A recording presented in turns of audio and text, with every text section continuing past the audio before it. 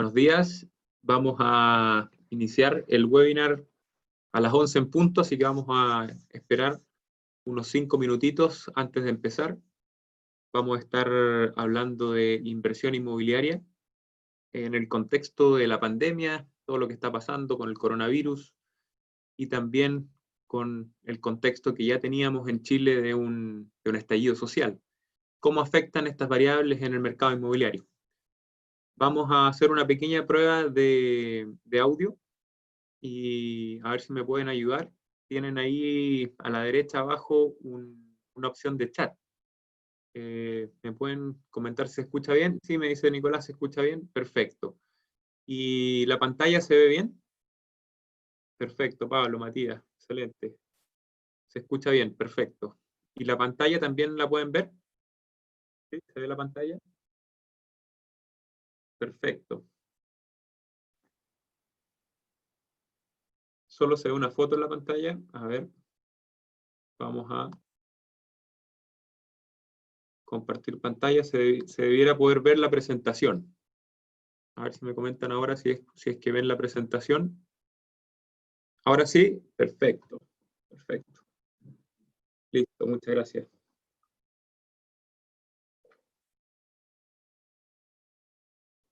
Excelente, presentación ok. Ahora se ve, Matías, gracias, perfecto.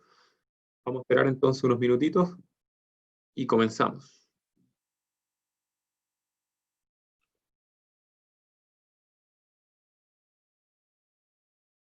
Germán, está todo ok, si se ve, solo foto, ok. Ahora sí se ve bien, perfecto.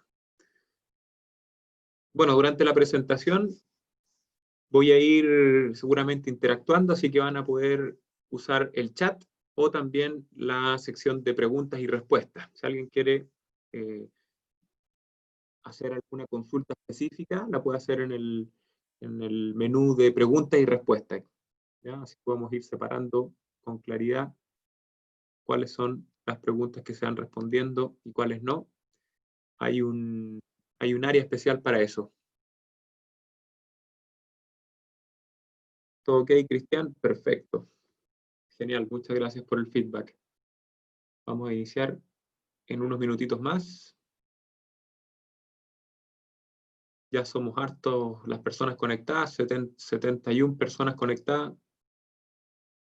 11 de la mañana. Iniciamos en 3 minutos.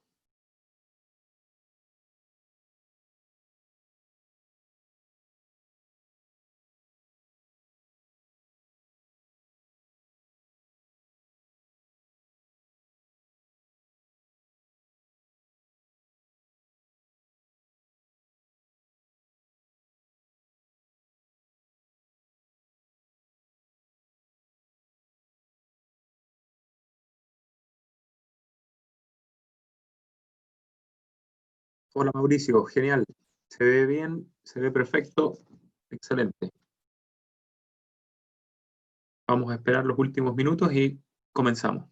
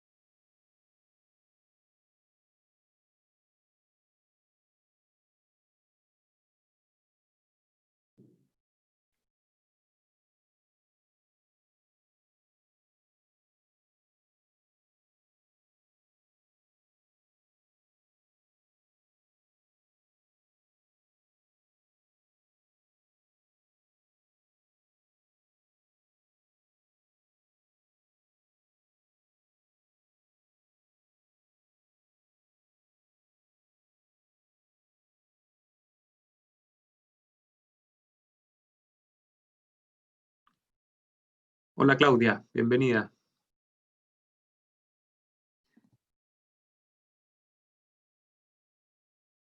¿Alcanza a ver los nombres? Sí, alcanzo a ver los nombres, Francisca.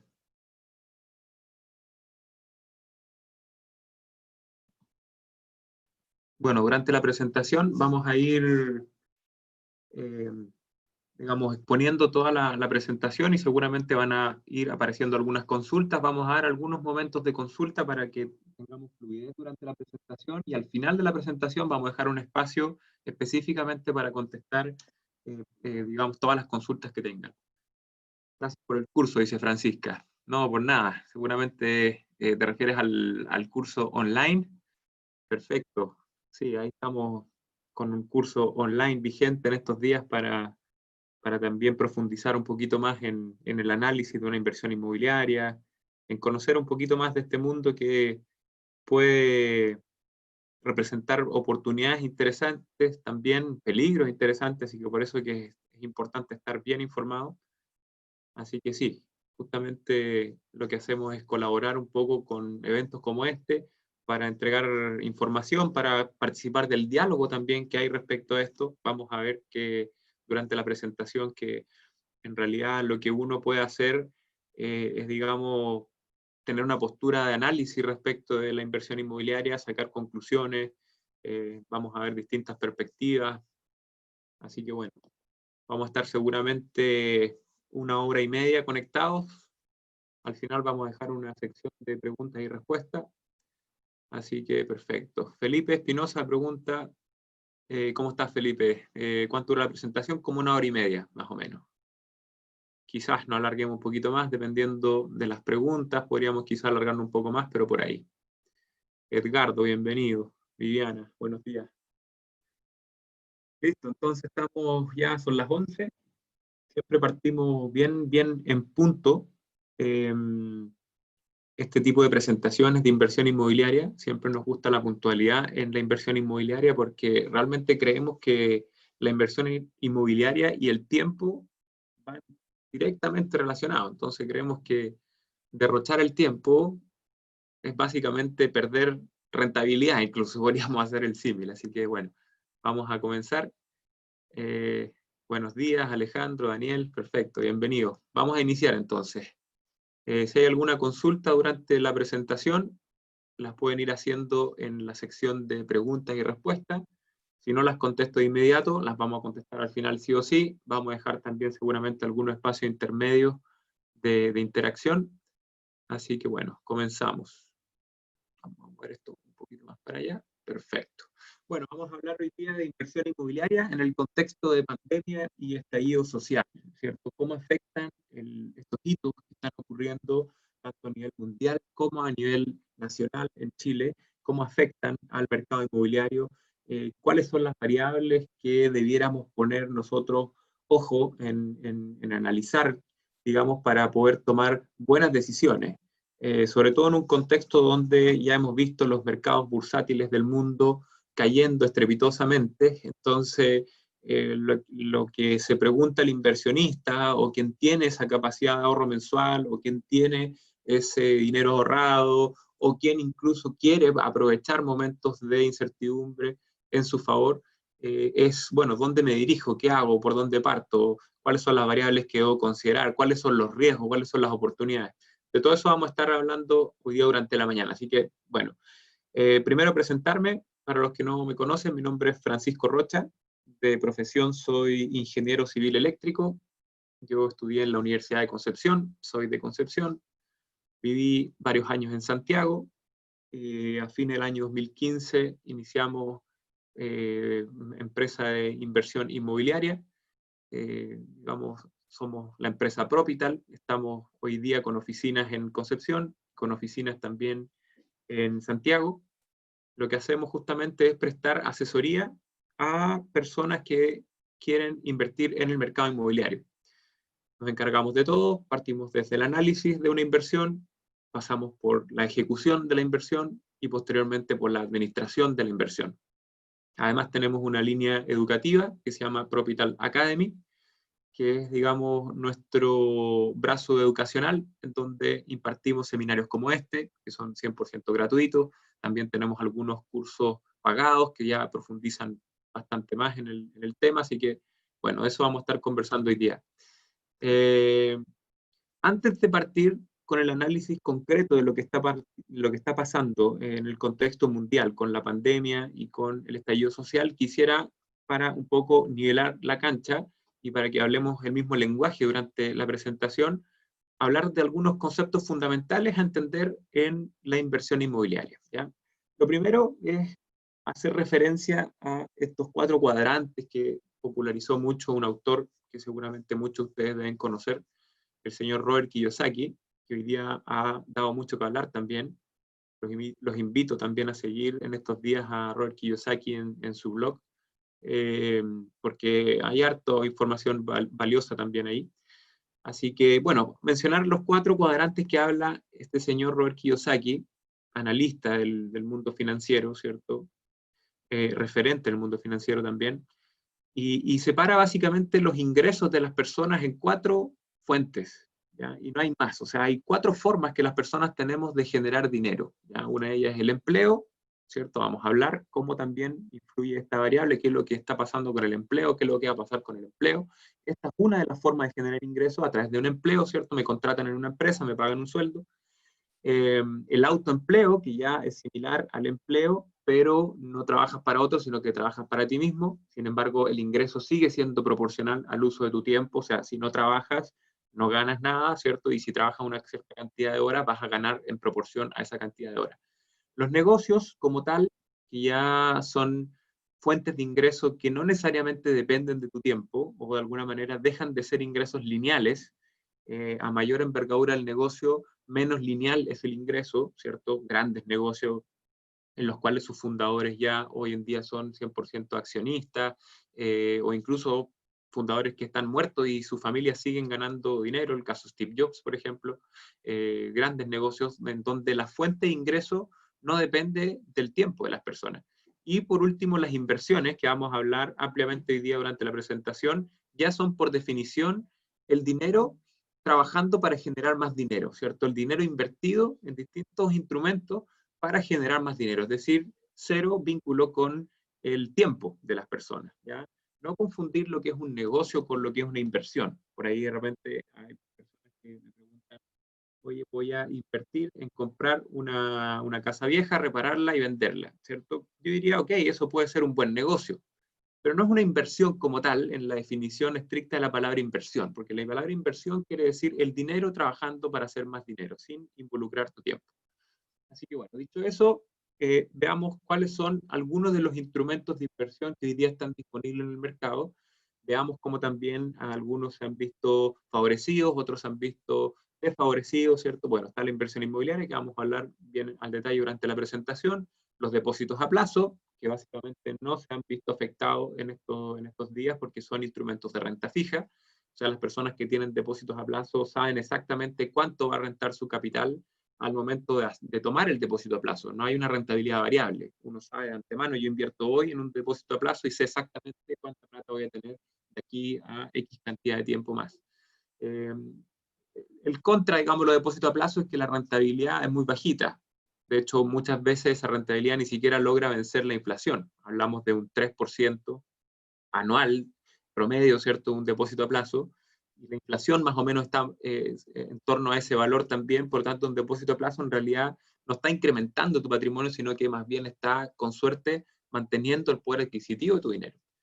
Bueno, los fondos mutuos ya son instrumentos de renta variable. El fondo mutuo podría tener una rentabilidad negativa. De hecho, hemos visto muchos fondos hoy día caer fuertemente, para qué decir los fondos de pensiones también que han caído fuertemente. Básicamente porque el fondo mutuo está conformado por distintos otros instrumentos de papel, generalmente, que si bien pueden estar diversificados, son generalmente en un mismo mercado, por tanto, cuando caen, esos mercados caen fuertemente también los fondos mutuos. Las acciones, ¿cierto?, que han sido los grandes perdedores de estos últimos días, ¿cierto? Las acciones han retrocedido fuertemente. Ya vamos a mirar, vamos a echar un vistazo a la curva del Dow Jones en Estados Unidos, por ejemplo, que es este índice accionario de Estados Unidos, que de alguna manera se usa para tener un cierto feeling de cómo está la economía mundial.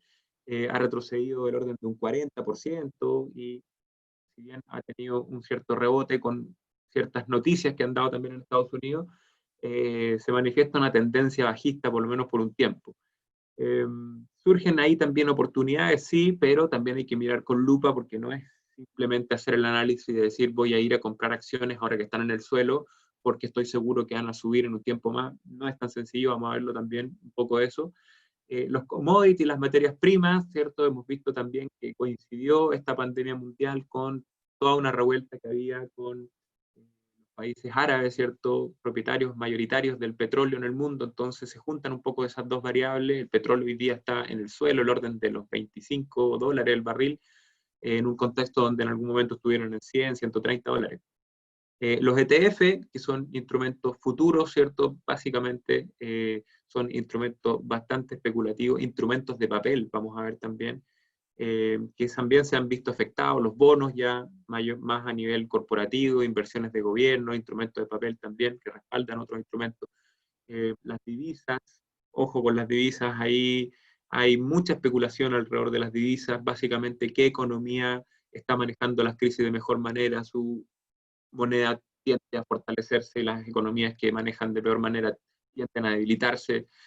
Vamos a ver también que especular con las divisas en un contexto altamente volátil puede ser muy, muy arriesgado.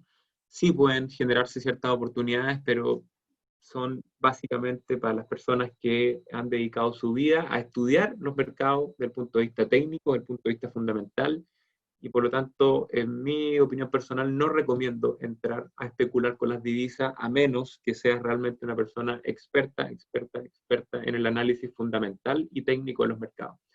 Las criptomonedas son un instrumento bien especulativo, que cayeron fuertemente, también de alguna manera han ido retomando. Hay gente que considera la criptomoneda como un instrumento de refugio, porque de alguna manera está ajeno al resto de la economía. Hay otras personas que ven debilitada también la criptomoneda. En definitiva, otro instrumento para tener presente. Bueno, la inversión inmobiliaria, que es lo que nos convoca hoy día, ¿qué es lo que lo hace tan particular a la inversión inmobiliaria? ¿Y qué es lo que lo diferencia un poco del resto de los otros instrumentos de inversión que vimos recién? Primero, cuando hablamos de inversión inmobiliaria, vamos a estar hablando directa o indirectamente de la adquisición de un pedazo de suelo, ¿cierto? Un pedazo de terreno, ya sea porque adquiramos un terreno directamente o porque adquirimos una casa, un departamento, ¿cierto? O cualquier bien raíz, está asociado a un pedazo de tierra, ¿cierto? Ahora, la Tierra en el planeta Tierra es finita, ¿cierto? No existen infinitos metros cuadrados de terreno. Si nos remitimos a las ciudades, también vamos a hablar de una cantidad finita de metros cuadrados disponibles para la vivienda, por ejemplo. Entonces, claro, para un inversionista inmobiliario, adquirir algo que es escaso, ¿cierto? Que es valioso y cuya demanda es al menos constante en el tiempo, tiene constante o creciente en el tiempo, ¿cierto? Cada vez hay más personas que están demandando, porque hay cada vez más personas en la tierra, hay más personas que se van de los campos a la ciudad, entonces hay una demanda al menos constante o creciente por un bien que es escaso y que es valioso, ¿cierto?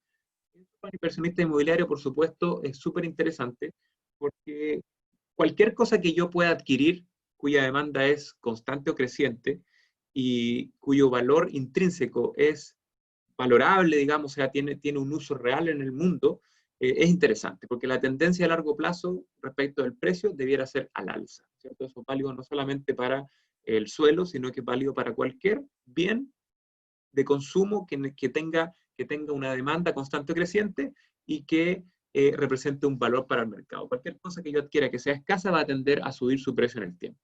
Segundo punto importante en los bienes raíces, que no son papeles, sino que son activos tangibles, concretos, sólidos. O sea, a diferencia de invertir en acciones, por ejemplo, o en divisas, o fondos mutuos, etcétera, que son instrumentos de papel propiamente tal, es decir, que no tienen un valor intrínseco, sino que tienen un valor, tienen un precio, mejor dicho, más que un valor. Diferenciamos la palabra precio de valor, ¿cierto? Un precio como el precio que le hacen el mercado, el valor como el uso que se le da en la vida real a la sociedad, a las cosas, ¿cierto? Estos instrumentos en realidad tienen un precio de mercado que los determina la oferta y la demanda y, en última instancia, la confianza que tiene el mercado en estos instrumentos de papel, ¿cierto? Por lo tanto, cuando el mercado tambalea, cuando la economía tambalea, todos estos instrumentos de papel, cuyo precio lo determina la confianza del mercado, tienden a perder su poder adquisitivo o tienden a perder su precio intrínseco, ¿ya? Entonces, es diferente en el caso de los bienes raíces, en donde incluso la economía podría desaparecer, o sea, podríamos volver a la época de las cavernas, en un escenario extremo, y un bien raíz es un bien raíz que tiene un valor intrínseco. Entonces, una casa sirve para vivir en ella, sirve para protegerse del frío, ¿cierto? Es un lugar donde la gente puede desarrollarse, puede vivir. Por lo tanto, el instrumento inmobiliario tiene un valor que es intrínseco, más allá del precio que le asigna el mercado, que vamos a ver también cómo esa variable precio, no valor, ¿cierto? Porque el valor lo entendemos como el uso que le da la sociedad a las cosas, pero el precio sí lo determina la oferta y la demanda del mercado, y lo vamos a analizar más adelante en cómo afecta la oferta y la demanda, justamente las dos variables que determinan el precio, cómo se ven afectadas también en este contexto. Bueno, en el caso de Chile, las propiedades se manejan en UF, ¿cierto? Que es la unidad de fomento, que es la moneda de cambio del mercado inmobiliario chileno y que está indexada a la inflación. Por lo tanto, claro, cuando uno adquiere un activo en UF, de alguna manera, además de cualquier rentabilidad o beneficio que obtenga ese activo, está trasladando su patrimonio a una divisa que está indexada a la inflación. De alguna manera eso nos permite al menos mantener el poder adquisitivo de nuestro patrimonio.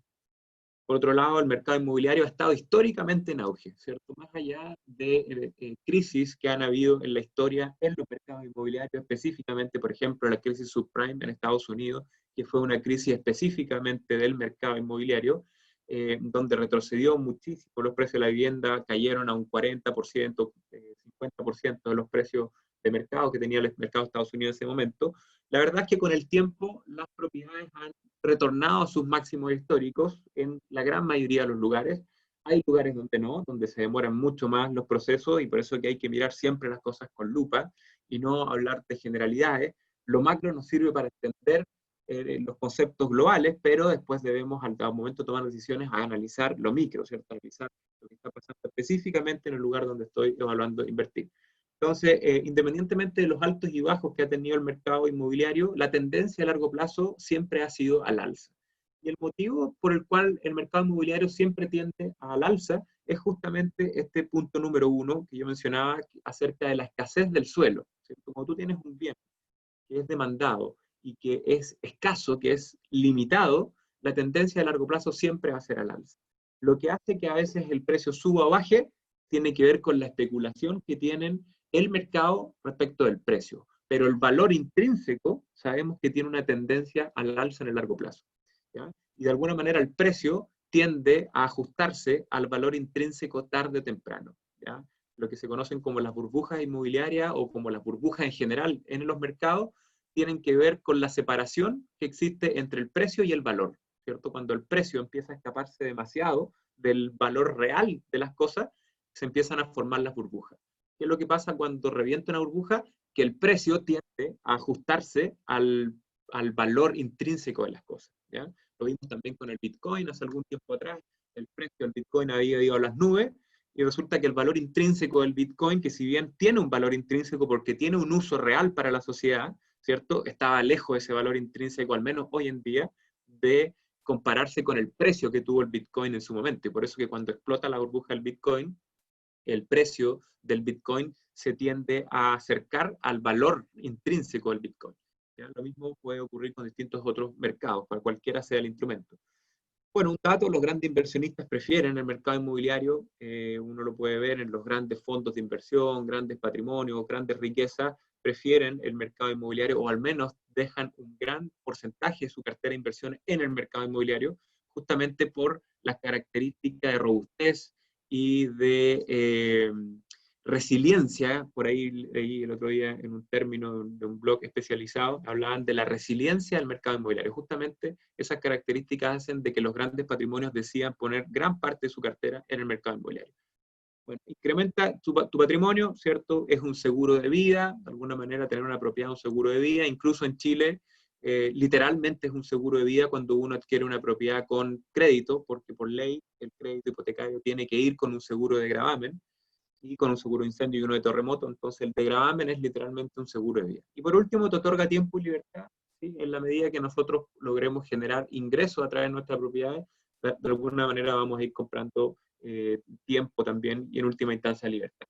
Entonces, bueno, analicemos ahora un poco, vámonos más a los números, a cómo se conforma un análisis de una inversión inmobiliaria, y cómo esta metodología de análisis, que vamos a ver rápidamente acá, ¿cierto? Cómo esta metodología de análisis nos va a servir para poder entender qué es lo que está pasando con el mercado inmobiliario hoy en día y cómo afectan estos hitos mundiales y nacionales a estas variables que vamos a revisar ahora, ¿cierto? Lo primero es, para poner en contexto, que lo que busca un inversionista en general, ¿cierto? Más allá de un inversionista inmobiliario, un inversionista en general lo que busca es maximizar su patrimonio, ¿cierto? Lo que quiere es tener el máximo patrimonio posible. Entonces, tenemos que remitirnos a qué es lo que es la definición de patrimonio, ¿cierto? El patrimonio se define como los activos menos los pasivos. Es decir, los activos, todas esas cosas que tenemos que tienen un valor en el mercado, y los pasivos, todos esos compromisos, ¿cierto? O las deudas que tenemos, ¿no es cierto?, también nosotros. El patrimonio es la diferencia entre los activos y los pasivos, ¿ya? Antes de entrar en esta parte de los indicadores y la parte más numérica matemática, voy a revisar las preguntas, porque veo que aparecieron algunas preguntas. Eduardo dice, en términos legislativos, ¿cómo ocupo una empresa inmobiliaria para usarla de escudo fiscal ante un negocio? Lo vamos a ver, Eduardo, durante la presentación. Si no, vamos a dejar esta pregunta para el momento y la vamos a responder. ¿Van a enviar la presentación, Sergio? Sí, correcto, Sergio, vamos a enviar también la presentación. De hecho, esta presentación también es probable que quede grabada, así que debiéramos también enviarla, ¿ya? Las preguntas concretas, recuerden que las vamos a contestar en el panel de preguntas y respuestas, ¿ya? También voy a ir mirando la sección del chat, pero las preguntas que sean bien específicas las vamos a ir respondiendo en la sección de preguntas y respuestas. Bueno, indicadores claves a tener presente, y que son fundamentos para poder analizar lo que está pasando, es primero el ROI, ¿cierto? El indicador, uno de los más conocidos, ¿cierto? El ROI, que es Return on Investment en inglés, o retorno sobre la inversión en español, ¿cierto? Es el indicador clave porque es el indicador que te entrega el dato duro como inversionista. O sea, tú como inversionista lo que te interesa saber básicamente es cuánta plata tengo que colocar, cuánto tengo que sacar de mi bolsillo y cuánto podría ganar, ¿cierto? Cuánto podría obtener de retorno sobre esa inversión. Entonces, el ROI es un indicador muy sencillo que relaciona esas dos variables. ¿Cuánto es el retorno? La ganancia, ¿cierto? Lo que obtengo como beneficio en relación a lo que tuve que invertir. De esa manera, si yo invierto, por ejemplo, 1 millón de pesos y gano 100.000 pesos, yo tendría un retorno de un 10% sobre mi capital, ¿cierto? Un retorno de un 10% sobre mi inversión. Es decir, un ROI de un 10%. ¿Ya? Ese es el ROI. Segundo, vamos a usar el cap rate, que es un indicador muy útil y sobre todo en estos días es un indicador al cual vamos a tener que poner mucho ojo, porque, bueno, el cap rate es la tasa de capitalización, ¿ya? O en inglés, capitalization rate. El cap rate es un indicador utilizado mundialmente en los mercados, sobre todo en el mercado inmobiliario, porque es el indicador que entrega de alguna manera una visión acerca de la calidad o de la eficiencia del activo, ¿ya? Más que la calidad, la eficiencia del activo. ¿En qué sentido eficiencia? En la relación que tiene ese activo o la capacidad que tiene ese activo para generar ingresos, ¿ya? El cap rate es un indicador que nos da una apreciación acerca de la capacidad que tiene un activo para generar ingresos. ¿Por qué? Porque relaciona el ingreso neto operacional, o sea, el NOI, ¿cierto? Net Operating Income, o el ingreso neto operacional, es decir, todo lo que produce una propiedad, en este caso como ingreso, en relación al precio de esa propiedad, ¿ya?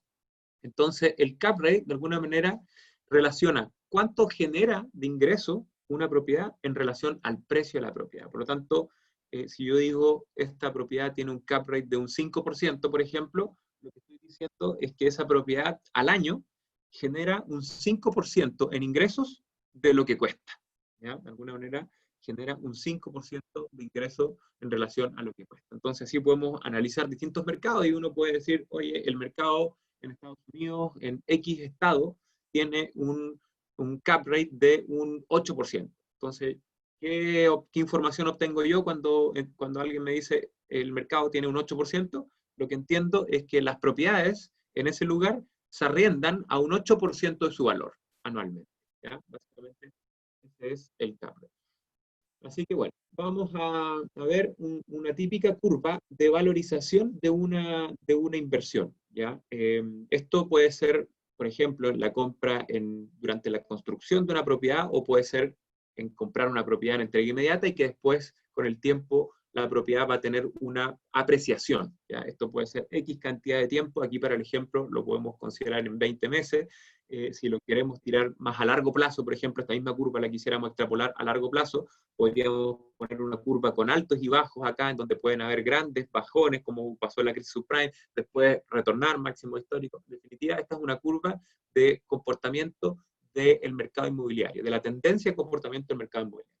Por ejemplo, si yo entro, y con esto quiero explicar simplemente el concepto del apalancamiento, porque lo vamos a necesitar también para nuestro análisis del contexto que está ocurriendo, es muy importante entender el apalancamiento.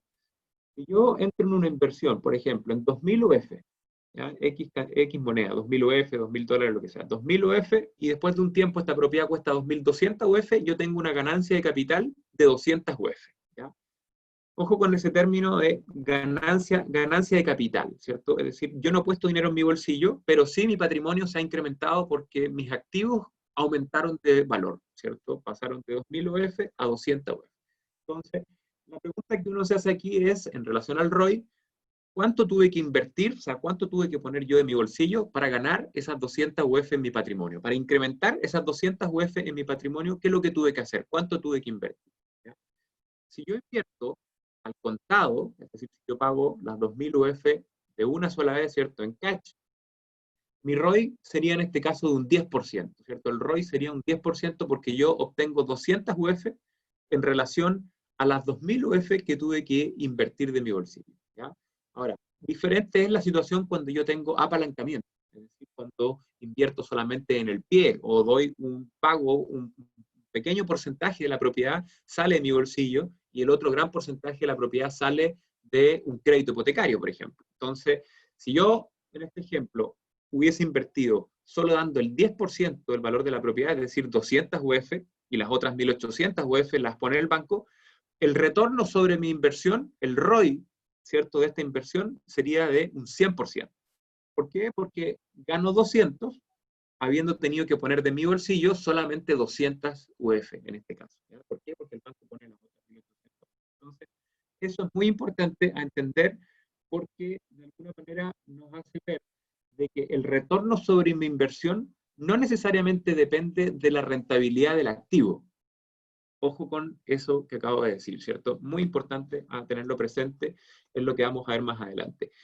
El retorno, lo repito, el retorno sobre mi inversión, es decir, la eficiencia del uso de mi capital, ¿cierto? El retorno sobre mi inversión no depende necesariamente de la rentabilidad del activo, ¿ya?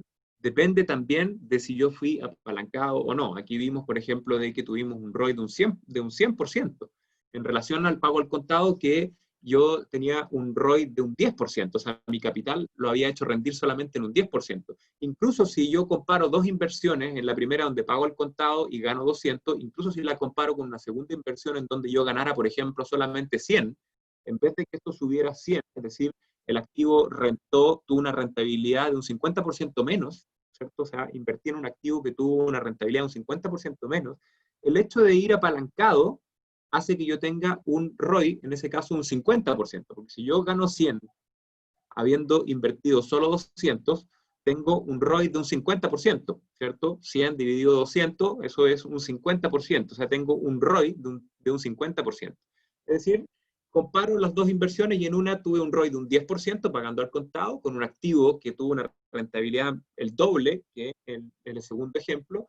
Sin embargo, en el segundo ejemplo, a pesar de que tuvo una rentabilidad inferior, el retorno sobre mi capital es superior, ¿ya? Entonces eso hay que tenerlo muy presente porque sobre todo lo que vamos a hablar, y ya voy adelantando algunas cosas, en un contexto de crisis, en un contexto de incertidumbre, no necesariamente la rentabilidad va a venir en relación al precio, sino que también podría venir en relación a las posibilidades de apalancamiento que surjan a raíz de la especulación, el miedo, el pánico, etc.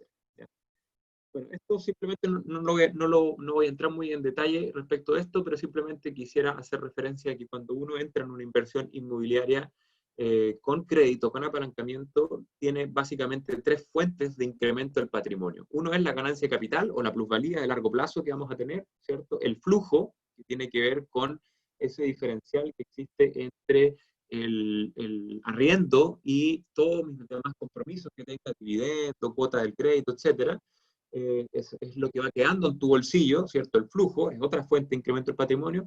Y por último, la amortización, es decir, cómo va disminuyendo tu pasivo, cómo va disminuyendo tu deuda, también representa un incremento en tu patrimonio, ¿ya? Entonces, pasemos a ver un poco la parte de cómo impacta las crisis. Bueno, antes de empezar, vamos a ver si hay alguna pregunta que quedó pendiente, que tenga relación con eso. Recuerden que también vamos a dejar para el final la respuesta específica para no alargarnos tanto durante la presentación y darle cierta fluidez. Pero vamos a contestar algunas si es que son atingentes. Por ejemplo, ¿cap rate es anual? Patricio, sí. El cap rate generalmente se mide anual, ¿ya? Cuando yo lo hablé aquí recién, hablaba anualmente. En realidad el cap rate tú lo podrías expresar en términos mensuales también, en ese caso tendrías que dividirlo por 12, pero generalmente lo más común es usarlo anualmente, ¿ya? Juan mi pregunta es ¿cómo se consigue financiamiento en Chile para invertir en bienes raíces? Porque como nos enseñan nuestros padres, normalmente es trabajar y sacar un crédito hipotecario y listo.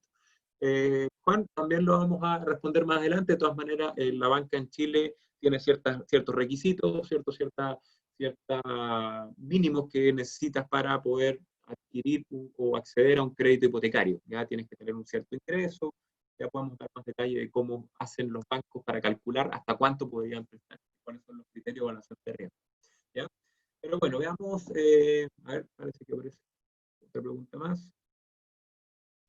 Conviene pagar el pie en cuotas, te agregan interés al valor mensual, puedes repetir la primera fuente de incremento del patrimonio, listo. La primera fuente de incremento al patrimonio que mencioné es la ganancia de capital, ¿cierto? Es decir, la valorización del activo. ¿Cómo va a ir tendiendo su valor en el largo plazo a aumentar? Esa es la primera fuente de incremento del patrimonio. Y si conviene pagar el pie en cuotas o no, te agregan interés al valor mensual, lo va a determinar tu contraparte, ¿cierto? Por lo general, hoy en día, las inmobiliarias no agregan ningún tipo de interés mensual al pago del pie. Y por lo tanto, poder pagarlo en cuota representa un beneficio para ti porque implica que no necesitas sacar ni disponer de una cierta cantidad de dinero de una vez, sino que puedes ir pagando en cuotas y también con la misma rentabilidad de tu inversión muchas veces ir compensando esa cuota mensual que vas teniendo, ¿ya? Así que, bueno, avancemos entonces en relación a qué es lo que sucede en una época de crisis, ¿ya? Porque pongo esta imagen acá, porque eso que ustedes ven ahí es la palabra crisis en chino, ¿ya? Se pronuncia Wei Chi, y está compuesto por estos dos símbolos, en el cual el primero significa literalmente peligro, y el segundo símbolo significa literalmente oportunidad. Increíble, ¿cierto? Que los chinos en realidad conciban, o los orientales en general, conciban la palabra crisis de una manera muy diferente a como la vemos en el occidente, ¿cierto? Cuando nosotros escuchamos la palabra crisis, básicamente la relacionamos exclusivamente con ese lado de la moneda de la crisis que representa un peligro, ¿cierto? Yo creo que todos escuchamos la palabra crisis y nuestro cerebro condiciona esa palabra a sentir una sensación de estrés, de ansiedad, de peligro, ¿cierto? Pero no tiende a relacionar la palabra crisis con oportunidad. Imagínate que el chino pronuncia la palabra crisis, Wei Chi, y ya viene incorporado la sensación de oportunidad también en una crisis. O sea, eso es justamente lo que nosotros debemos ver en relación a las crisis, que si bien representan enormes peligros, también representan oportunidades únicas, ¿ya? Así que obviamente las oportunidades van a estar al alcance de las personas que tengan la educación y que posean los lentes que le permitan ver las oportunidades, ¿cierto? De alguna manera, la educación representa esos anteojos que permiten ver las oportunidades. Si no estamos preparados, no tenemos conocimiento y no estamos entendiendo la dinámica con que se mueve el mercado, muy difícilmente vamos a poder detectar las oportunidades que nos entrega el mercado. Así que bueno, veamos, por ejemplo, lo que ha pasado en los últimos días o en los últimos años. Esta curva muestra los últimos años del Dow Jones, la curva histórica, de hecho, del Dow Jones, y se ve cómo ha tenido una tendencia creciente de largo plazo. Lo podemos ver claramente, una tendencia al alza en el largo plazo, pero también podemos ver que en intervalos de tiempo menores han habido grandes crisis, como por ejemplo la crisis subprime, ¿cierto?, del año 2007 al 2009, 2008, 2009, donde el mercado estadounidense retrocedió muchísimo y con ello el mercado mundial, ¿cierto? La economía mundial está ampliamente indexada al mercado estadounidense, por lo tanto lo que pasa en Estados Unidos condiciona mucho de lo que está pasando también en otros países. Estados Unidos es un comprador, es un importador y es un exportador de todo el mundo, por lo tanto lo que pasa en Estados Unidos afecta también al resto de las economías. Si bien hay una tendencia a largo plazo al alza, podemos ver que hay ciclos en la historia donde el mercado sube, baja, ¿cierto? Lo podemos ver incluso desde acá, cuando era una economía muy pequeña, por eso que en comparación a lo que se ve ahora se ve despreciable, pero la verdad que en esa época estas crisis fueron tremendamente agresivas, ¿cierto? Y lo que aquí se ve con un pequeño altibajo, en su momento fueron épocas de mucha incertidumbre, de mucho sufrimiento para muchas personas.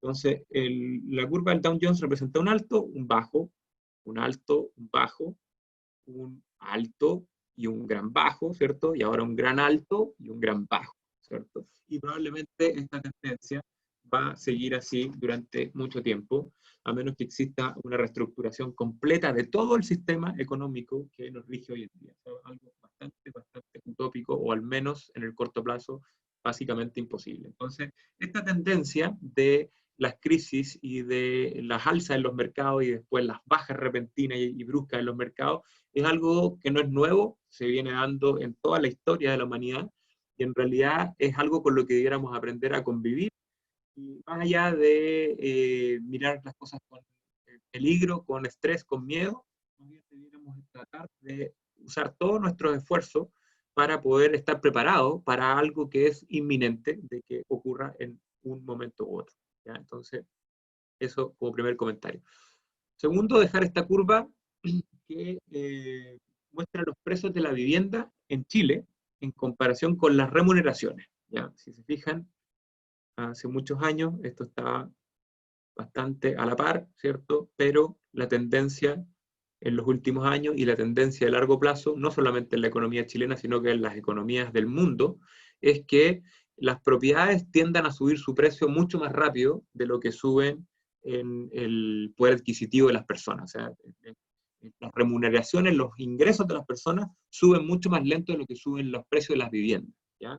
Por lo tanto, primera conclusión que nosotros podemos extraer de esa gráfica es que cada vez resulta más inalcanzable para una persona adquirir una vivienda, ¿ya? Eso es el primer comentario, ¿cierto? O sea, esta gráfica nos muestra claramente de que cada vez es más difícil para una persona adquirir una vivienda, porque los precios suben mucho más rápido de lo que sube el ingreso de las personas.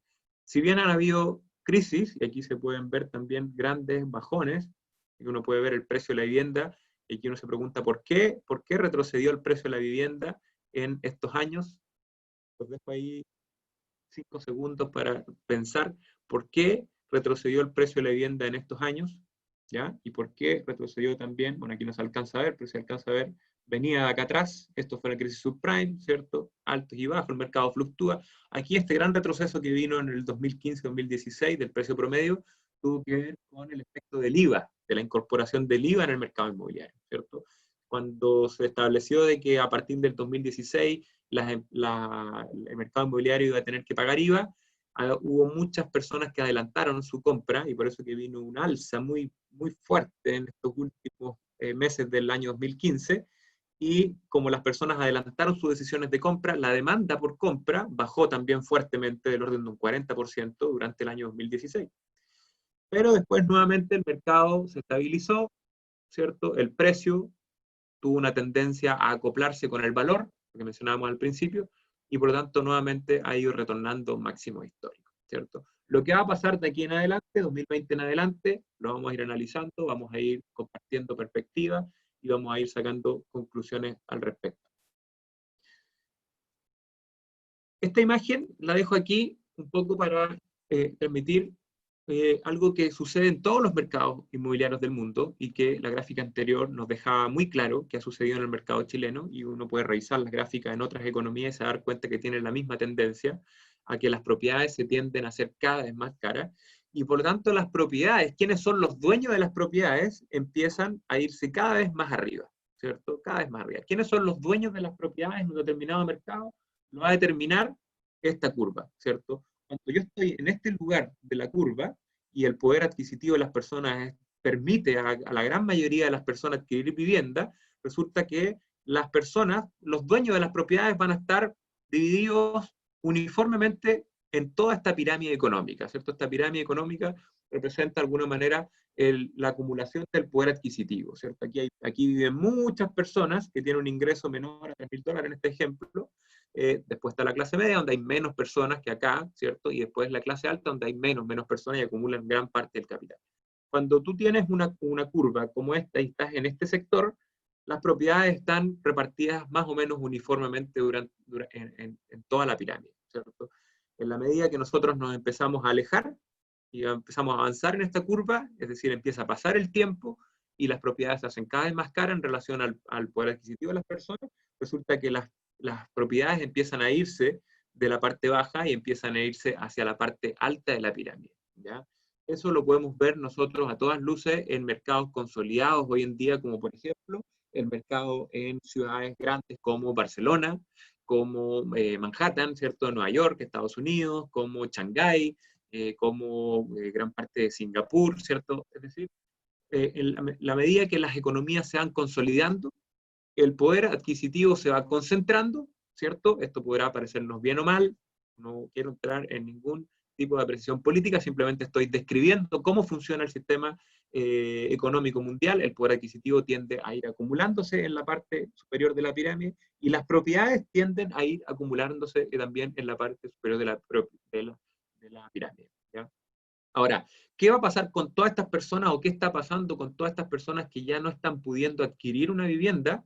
Bueno, esas personas tienen que vivir en alguna parte, ¿cierto? No es que por no adquirir una vivienda van a quedar en la calle. No, las personas lo que hacen es arrendar, ¿cierto? Y de hecho, por ejemplo, si uno va a Barcelona o a cualquiera de estas ciudades que mencioné recién, y cuando sale de la universidad, entre sus primeros trabajos, es prácticamente imposible para una persona recién egresada, qué sé yo, con un ingreso todavía quizás no muy alto, es prácticamente imposible adquirir una vivienda propia. O sea, el europeo o los ciudadanos de estas grandes ciudades consolidadas ya tienen incorporado en su cultura de que no es posible adquirir una vivienda. Y ellos saben que cuando tengan que iniciar su vida laboral, tienen que arrendar una propiedad. De hecho, es muy común de que entre hartas personas arrienden un piso, como le llaman en Barcelona, ¿cierto? O en otras grandes ciudades es muy común que entre varias personas arrienden una propiedad porque también los precios de los arriendos empiezan a incrementarse muy rápidamente por razones obvias, ¿cierto? Si hay poca gente que tiene las propiedades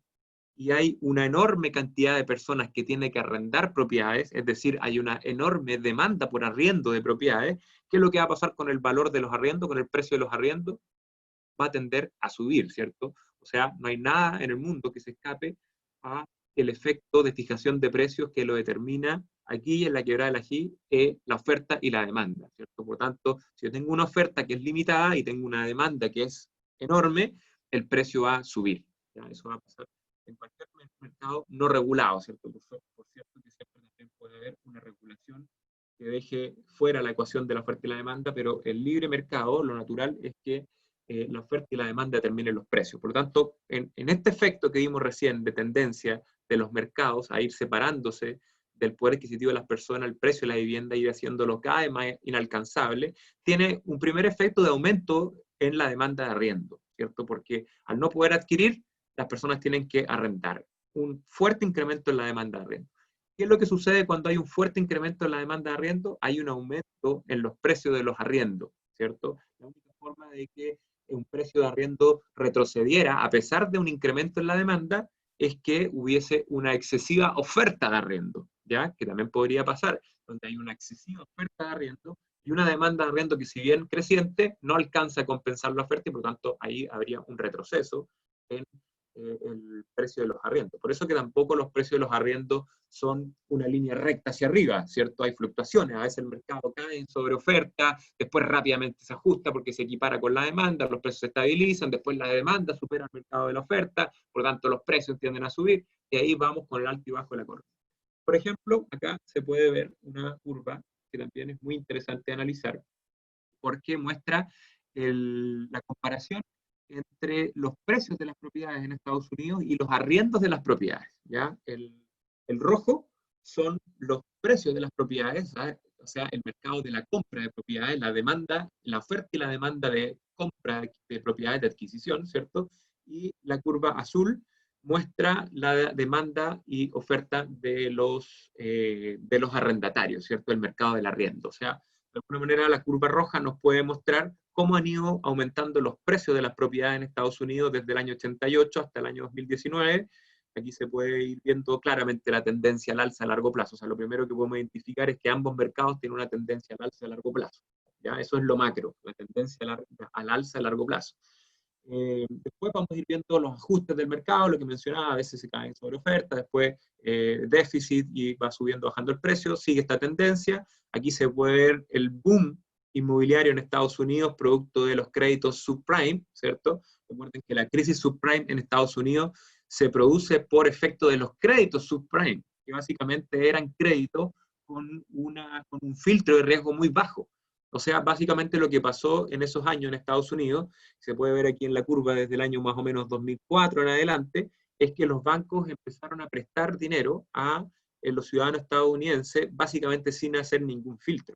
No pedían ninguna estabilidad laboral, mostrabas un par de ingresos y ya te prestaban plata, o sea, se empezó a formar una enorme burbuja en el mercado de la compra y la venta de la vivienda, porque muchas personas podían adquirir una vivienda, ¿cierto? O sea, la demanda por compra empezó a ser tremendamente alta, y por eso que los precios subieron, ¿cierto? Porque la demanda era tremendamente alta, porque los bancos estaban prestando dinero a muchas personas, por tanto, muchas personas empezaron a demandar vivienda.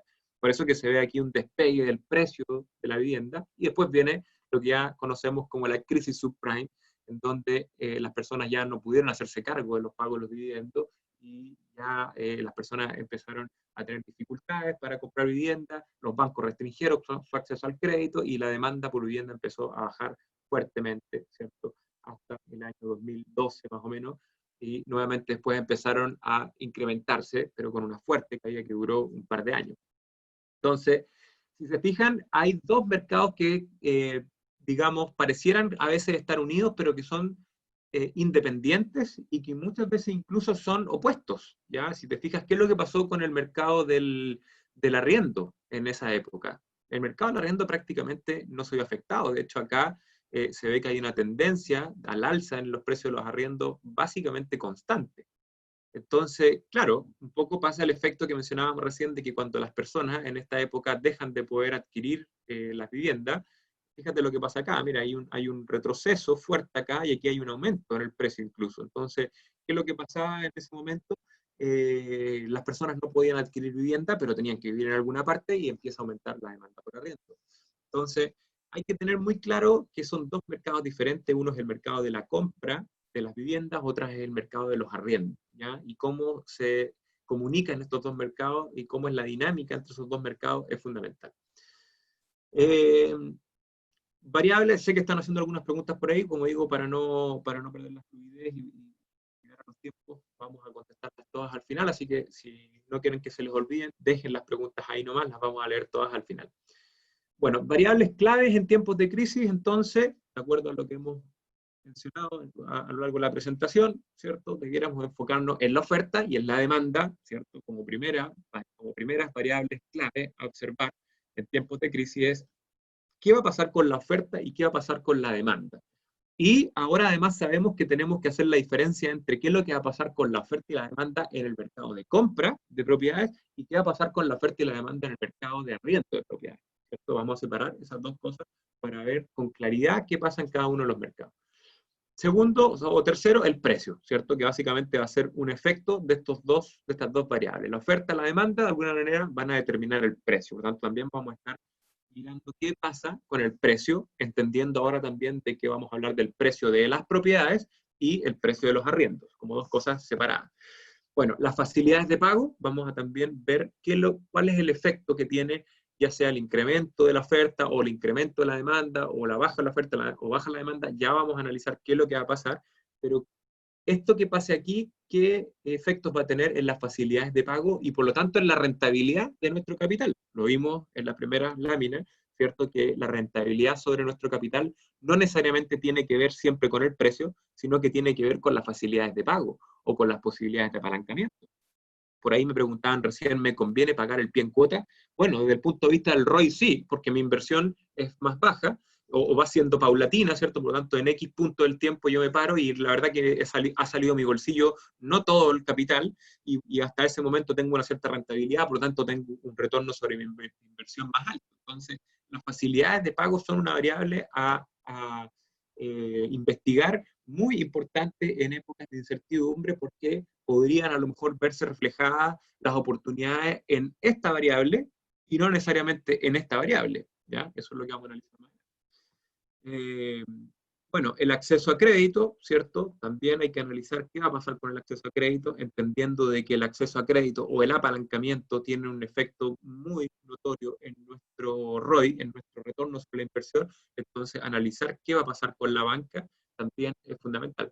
Y por lo tanto, también con la tasa de interés, ¿ya? Y por último, estas dos variables también las vamos a analizar en detalle acerca de qué va a pasar con la vacancia, por un lado, entiéndase vacancia como el porcentaje del tiempo que está sin ocuparse una propiedad, o sea, cuando cuando tienes una propiedad sin arrendatario, eso es la vacancia, ¿ya? Si tú tienes una vacancia de un 10%, por ejemplo, quiere decir que el 10% del año o el 10% del tiempo, esa propiedad estuvo desocupada. Y por otro lado, vamos a analizar qué va a pasar con la variable morosidad, ¿ya? Entiéndase morosidad como el no pago del arriendo. Es diferente de la vacancia porque la vacancia significa que no hay ocupación, ¿cierto? Es decir, un déficit de demanda. La morosidad no habla de un déficit de demanda, sino que habla de la capacidad de pago de las personas, ¿ya? También es otra variable que vamos a tener. Entonces, bueno, estallido social más pandemia, ¿qué variables fortalecen el mercado del real estate? ¿Por qué el mercado bursátil ha caído 40%, 50%, y el real estate o el mercado inmobiliario de alguna manera se ha mantenido robusto o resiliente, ¿ya? O al menos no con los mismos efectos que está teniendo el mercado bursátil, ¿cierto? Bueno, primero, en Chile al menos hay un déficit de vivienda, ¿ya? Ese dato uno lo puede buscar por internet, hay alrededor de 800.000 viviendas de déficit en Chile. Es decir, ¿qué quiere decir déficit? Quiere decir de que hay más demanda que oferta. Básicamente eso quiere decir déficit. Quiere decir que hay una tremenda demanda por vivienda, pero no hay suficiente oferta para satisfacer esa demanda, ¿ya? De hecho, este es el motivo por el cual existe hoy día un amplio negocio inmobiliario, ¿cierto? Porque básicamente hay muchos actores en el mercado que salen a satisfacer una demanda que no está cubierta, ¿ya? Eso es lo primero que hay que tener presente.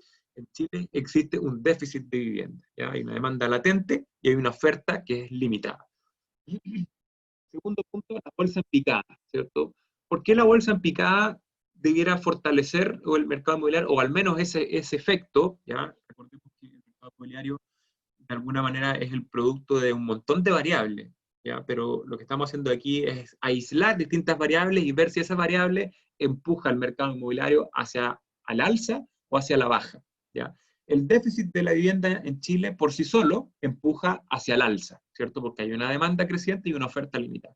La bolsa en picada por sí sola, sin considerar coletazos que puedan traer, ¿cierto? La bolsa en picada por sí sola representa una fortaleza para el mercado inmobiliario porque significan millones y millones y millones de dólares que están saliendo de esos instrumentos de inversión y que tienen que ir a parar a otro lado, ¿ya?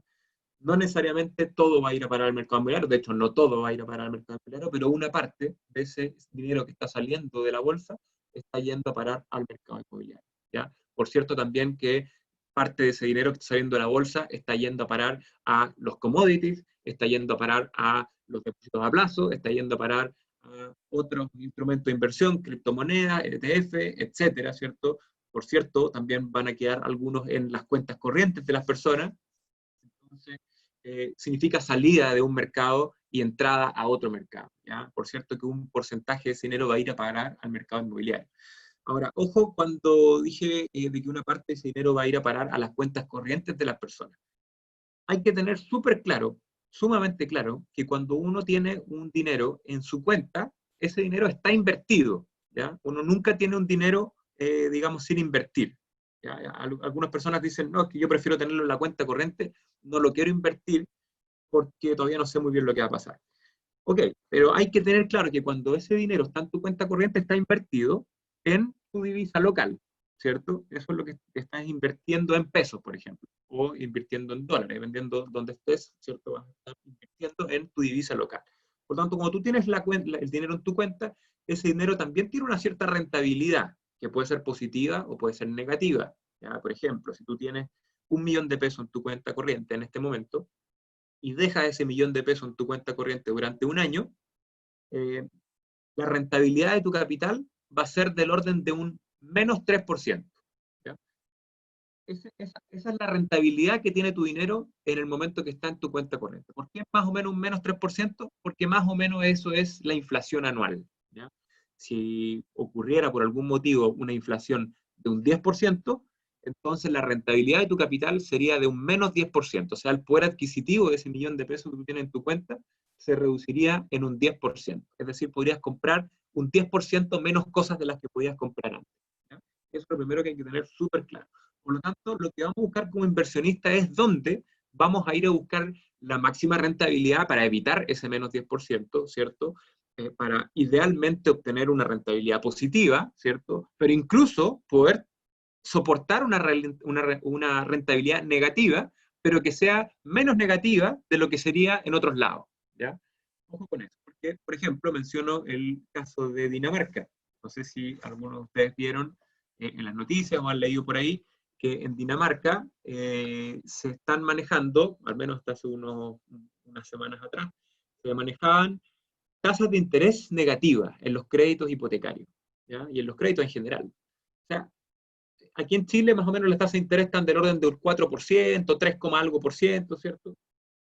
En Dinamarca se manejaban tasas de interés del menos 1,5%. O sea, sí, para las personas que están pensando diciendo, ¿cómo una tasa negativa un menos 0,15%? Es decir, ¿me están regalando dinero por prestarme dinero? Sí, literalmente sí. O sea, si tú vas al banco y le pides 1.000.000 de pesos, no le tienes que devolver 1.000.000, le tienes que devolver 900, por decir algo. O sea, te están regalando dinero por pedir dinero. Ahora, uno se pregunta cómo es posible, o sea, cómo los bancos van a prestar plata perdiendo un 1,5%, o sea, eso no tiene ningún sentido, porque los bancos, o sea, qué negocio más malo, un banco prestar dinero a un menos 1,5%, regalar dinero por prestar dinero no tiene ningún sentido. Bueno, tiene sentido cuando uno analiza el panorama completo y entiende que el dinero estático está generando rentabilidad positiva o negativa siempre. No hay momento donde el dinero no esté generando ya sea una rentabilidad positiva o negativa. Incluso si yo tengo mis billetes guardados debajo del colchón, tengo que tener claro de que la inflación está teniendo un efecto de rentabilidad negativa sobre ese dinero que tengo invertido en mi divisa local. ¿Ya? Por lo tanto, claro, para un banco danés resultaba atractivo prestar el dinero a un menos 1,5% anual, porque esa rentabilidad negativa era menos negativa de lo que sería para el banco mantener esa liquidez en sus cuentas, ¿ya? Porque al mantener esa liquidez en sus cuentas, todo ese dinero, toda esa liquidez que tenían ellos en su bolsillo, iban a estar rentando una rentabilidad negativa igual a la inflación. Por lo tanto, prestarla al menos 1,5 ya pasa a ser algo no tan malo como parece a primera vista. ¿Ya? Eso es lo que hay que representar. Bueno, gobierno subsidiando el pago de créditos, ¿ya? Eso también es un punto a tener en consideración del mercado inmobiliario, o sea, los gobiernos están subsidiando el pago de créditos, eso ya se pudo ver en algunos países, en Estados Unidos, no recuerdo qué otros países más lo están aplicando, aquí en Chile han habido también ciertas regalías de los gobiernos, esto las podemos revisar un rato más. Están los bancos también en Chile, aquí dice, en Chile los bancos ya dieron facilidad de pago, hay muchos bancos que están dando la facilidad de no pagar los dividendos, de no pagar los créditos de consumo durante hasta 6 meses incluso, que son variables obviamente que le pegan directamente al mercado inmobiliario, de alguna manera fortalecen el mercado inmobiliario.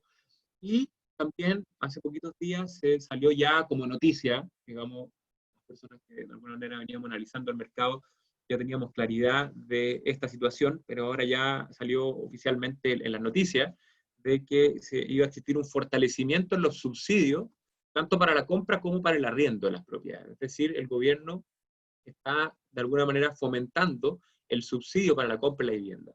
Hay que tener claro que la vivienda es un bien de uso básico, o sea, una familia lo mínimo que necesita es un techo.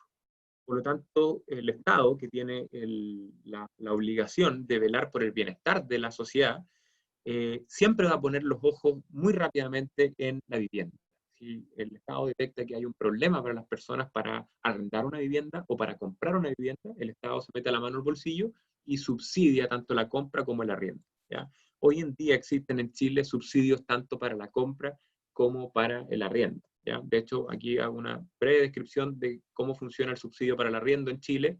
Básicamente es un aporte del Estado de 4,2 UF mensuales por un máximo de 170 UF en total, es decir, por un cierto periodo de tiempo que se deja hasta un plazo de 8 años, el Estado te va a entregar un 4,2 unidades de fomento para pagar un arriendo, ¿ya? De hasta un arriendo de un máximo de 11 UF, que son más o menos como 320.000 pesos. Es decir, todas las personas que vayan a arrendar una propiedad de hasta 320.000 pesos y que califiquen con ciertos requisitos, que lo pueden proyectar en la página del MINU, el Ministerio de Vivienda y Urbanismo, ¿cierto? Todas las personas que califiquen para el subsidio y que arrienden una propiedad de hasta 320.000 pesos, el Estado les va a aportar 4,2 unidades de fomento, ¿ya?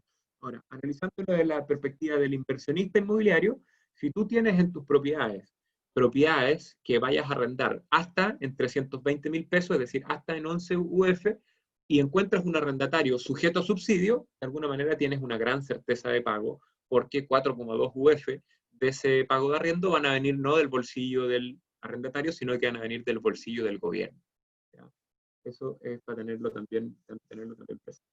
Ahora, antes de llegar a la parte final, quisiera retroceder a este punto y quisiera abrir el panel de preguntas y el chat para que analicemos en conjunto qué es lo que va a pasar con estas variables. Por ejemplo, abro el diálogo haciendo referencia a la demanda. Vámonos primero a la demanda. Respecto de la oferta, yo les puedo contar algunos datos respecto de la oferta. La verdad es que ha habido un tremendo retroceso en la oferta de propiedades, ¿ya? Hoy en día hay poca oferta de propiedades.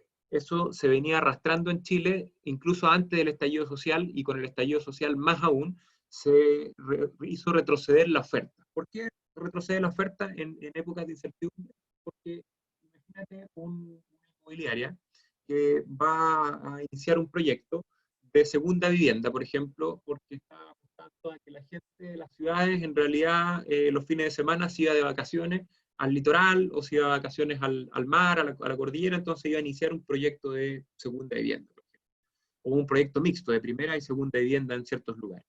Esa inmobiliaria toma la decisión de no hacer el proyecto, o al menos de postergar el proyecto, ante un escenario de crisis social, en donde en realidad las prioridades de las personas no van a las vacaciones, sino que van a fortalecer sus gastos básicos, ¿cierto? A consolidar trabajo, a buscar oportunidades, a reinventarse, no tiene tiempo para irse a vacaciones. Por lo tanto, la oferta de la segunda vivienda se ha recogido fuertemente. El turismo ha sido uno de los grandes afectados, tanto por la crisis social como ahora por esta crisis de la pandemia.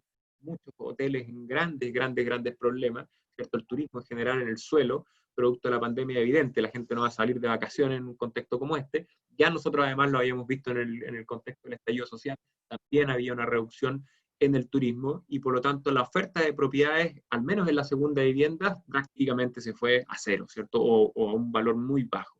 Además, en los proyectos mixtos de primera y segunda vivienda, recordemos que hay proyectos que no necesariamente son primera o segunda, hay proyectos que son mixtos, zonas cercanas a las grandes urbes, son zonas de segunda vivienda, pero también zonas de primera vivienda, donde la gente está dispuesta a irse un poco más lejos, vivir en esos lugares y ir a trabajar a las ciudades a 40, una hora de su lugar de vivienda.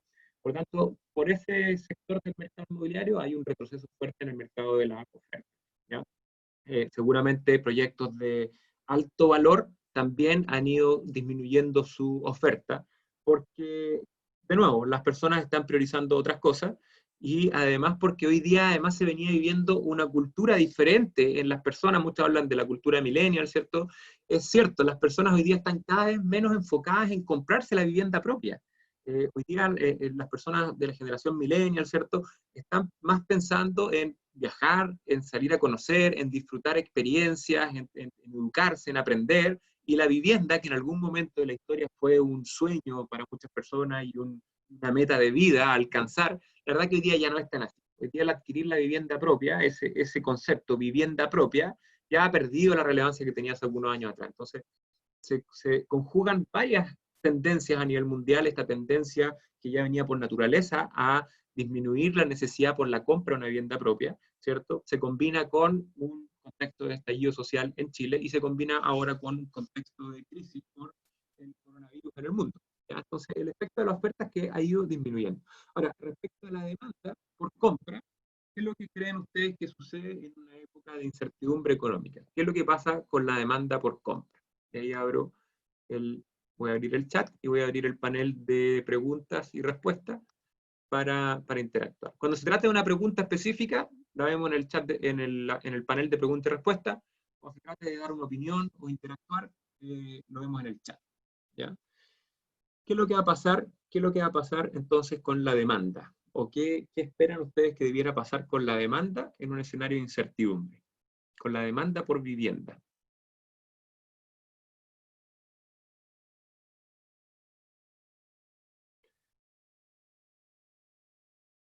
Baja mucho más que la oferta, dicen.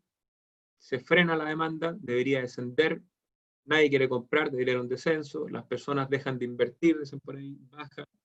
Perfecto, perfecto. Yo creo que estamos todos alineados en el análisis de que la vivienda al menos baja, ¿cierto? La vivienda al menos baja. O sea, separemos de nuevo el mercado de la compra y la venta entre el mercado de las personas que van a comprar una vivienda para vivir, ¿cierto? Que es conocido como el cliente final o el usuario final, ¿cierto? La persona que se va a comprar una casa para irse con su familia para allá, la persona que se va a comprar su departamento para irse a vivir con su familia para allá. Esa persona probablemente hoy día no va a tomar la decisión de compra, a lo mejor estaba en sus planes y había dicho, mira, sí, yo en 2020 voy a comprarme mi casa propia, tengo todo ordenadito para irme a vivir a una casa propia. Bueno, esa persona probablemente no va a comprar. No va a comprar, uno, porque no tiene certeza si va a poder seguir contando con su trabajo y por tanto no sabe si va a poder pagar el dividendo, por tanto está postergando esa decisión, va a seguir arrendando, ¿cierto? Hay otras personas que definitivamente ya no pueden adquirir, antes podían y ahora ya no pueden, porque a lo mejor ya los echaron de su trabajo, o porque ya les bajaron el sueldo, o porque ya no califican para la banca. Por lo tanto, hay varias variables que hacen de que la persona que se iba a comprar la vivienda para vivir ya no lo vaya a hacer. Por lo tanto, esa parte del mercado retrocede fuertemente. ¿Ya? Ahora, separemos qué pasaría, qué pasa con el mercado del inversionista, que no está comprando una vivienda para vivir, ¿cierto? Está comprando una vivienda para arrendarla. ¿Qué es lo que creen ustedes que pasa con el inversionista inmobiliario?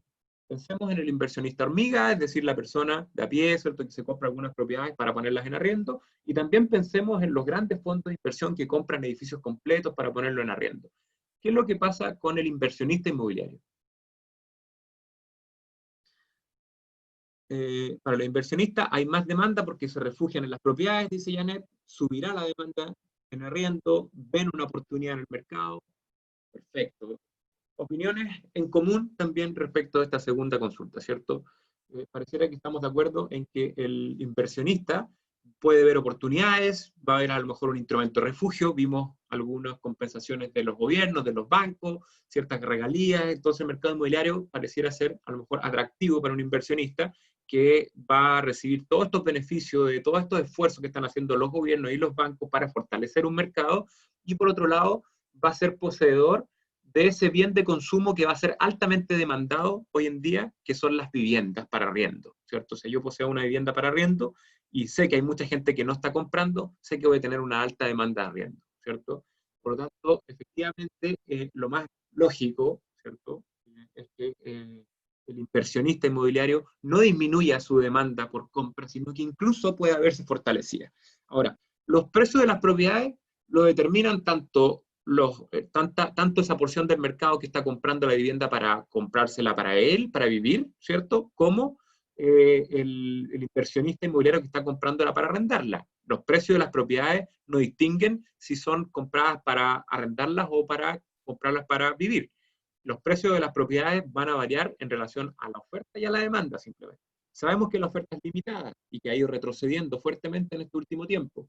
Y por otro lado tenemos una demanda que una mitad del mercado está frenándose muy fuerte, la demanda de compra, pero hay otra mitad del mercado que al menos se está manteniendo o incluso pudiera tener una tendencia al alza. Entonces, los precios de las propiedades van a fijarse en relación a dónde va a estar ese punto de equilibrio entre una oferta que se ha ido limitando y una demanda que tiene una fuerza que empuja hacia el alza y otra fuerza que empuja hacia la baja. ¿Ya? Eso es básicamente lo que debiera pasar con los precios. Pudiera tener alto y bajo si resulta que es mayor proporción del país la que va a tomar la decisión de no comprar una vivienda en relación al contrapeso que hace el inversionista, que a lo mejor va a comprar hartas viviendas, si fuera mayor el primero, es decir, si retrocede más de lo que aumenta la demanda, entonces los precios debieran tender a bajar, al menos por un tiempo, ¿cierto? Ahora, si el inversionista fortalece fuertemente su compra de propiedades, los precios debieran a lo mejor tender a subir o al menos a mantenerse, ¿cierto? Ahora, variables a tener presentes. En Chile, las AFP se abrieron al mercado inmobiliario. Históricamente, por ley, las AFP no podían invertir los fondos de inversión, ¿cierto? En los fondos de pensiones no los podían invertir en el mercado inmobiliario. Hace un tiempo atrás, las AFP sí pueden inyectar dinero al mercado inmobiliario. Las AFP ya han comenzado a comprar grandes edificios. Lo mismo, grandes fondos de inversión están comprando muchos edificios para la renta residencial, que por cierto es una tendencia que va más allá del estallido social y va más allá del estallido, o sea, de la pandemia. Los grandes fondos de inversión están comprando edificios enteros para arrendarlos por este motivo, que es una tendencia de largo plazo, que va más allá de las crisis de altos y bajos. Hoy en día hay una tendencia hacia la renta residencial. Hay muchas inmobiliarias, de hecho nosotros en Propital trabajamos con muchas inmobiliarias, y muchos de nuestras inmobiliarias, de nuestros clientes, de nuestras inmobiliarias, han tomado ya la decisión de mucho antes de ocurriera el estallido social, de cambiar su modelo de negocio y dejar de construir edificios de departamentos para venderlos y solamente construir edificios para ellos arrendarlos. Es decir, ellos tomar el negocio completo y no compartirlo con el inversionista hormiga o con los inversionistas en general, sino que 100% tomar el negocio de la renta residencial como propio, aprovechando justamente esta tendencia en el mercado que separa el poder adquisitivo de las personas con los precios de las propiedades. Entonces, también es otro efecto a tener presente a la hora de analizar el mercado, ¿cierto? Lo que está pasando con los grandes fondos de inversión, lo que está pasando con la AFP, lo que está pasando con el inversionista inmobiliario en general.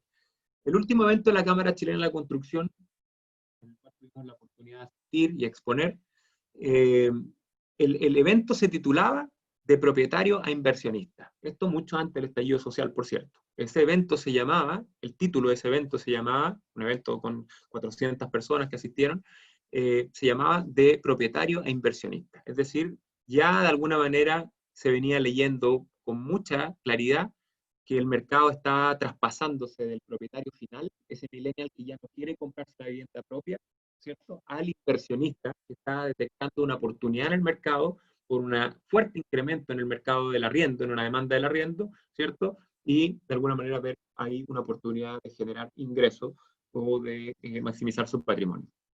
¿Ya? Bueno, a ver, vamos a contestar algunas preguntas. Ahora, ¿qué tan real es que el mercado inmobiliario cubre el déficit de vivienda en el caso de Concepción, donde la oferta apunta a edificio de departamento de 1 dormitorio, que no parece satisfacer una necesidad de vivienda para familias, sino más bien temporales para profesionales jóvenes estudiantes? Efectivamente, Francisco, existe un déficit de vivienda no solamente en Concepción, a nivel país, ¿cierto? Lo mencioné durante la presentación, hay más o menos 800.000, 780.000 más o menos viviendas de déficit en todo Chile. Así que sí, efectivamente. Y de ahí podemos quizás ya hilar fino, y me parece interesante lo que tú comentas acerca de la oferta para las familias, porque tú ves que en realidad la mayor oferta está en los departamentos de 1 dormitorio. Efectivamente podríamos hacer un análisis y a lo mejor nos encontramos con que hay un déficit más remarcado aún en el formato 3 dormitorios hacia arriba. ¿Cuál es la definición de ROI? Me pregunta Bastián. La definición de ROI, Return on Investment, es el retorno en relación a la inversión. ¿Cuánto gano en relación a lo que invierto? Si invierto 1 millón y gano 100.000, entonces tengo un ROI de un 10%. ¿Ya? Juan Finca dice que sube tu pensión de acuerdo a lo que ganen ellos. La economía es un yo-yo. Ahora todos dicen que les robaron, pero ellos decidieron que su dinero se invirtiera. Sí, es cierto. O sea, es importante aclararlo. Si bien las AFP, y tampoco soy muy amigo de la AFP, creo que tiene una rentabilidad muy bajita, la verdad es que las AFP no se han robado la plata, ¿cierto? Si cayeron los fondos de pensiones, porque las AFP tenían invertido esa plata en los mercados bursátiles, y si caen las bolsas en todo el mundo, los fondos de pensión retroceden igual que las bolsas. Si el mercado de las bolsas repunta, los fondos de la AFP que estén invertidos en la bolsa vuelven a subir. ¿Ya? Ahora, bueno, antes de pasar directamente a la sesión de preguntas, respondimos algunas para ir ya contextualizando esas variables. buscar oportunidades concretas, ¿cierto? ¿Dónde debieran surgir oportunidades concretas? Según mi opinión, son viviendas nuevas con buenas facilidades de pago, lo que dijimos al principio. No necesariamente buscando precios, pero sí buscando formas de apalancamiento. Esto es bonos pie, pagarés, tarjetas de crédito, pagar el pie en cuota, como me preguntaban por ahí, etcétera, ¿cierto?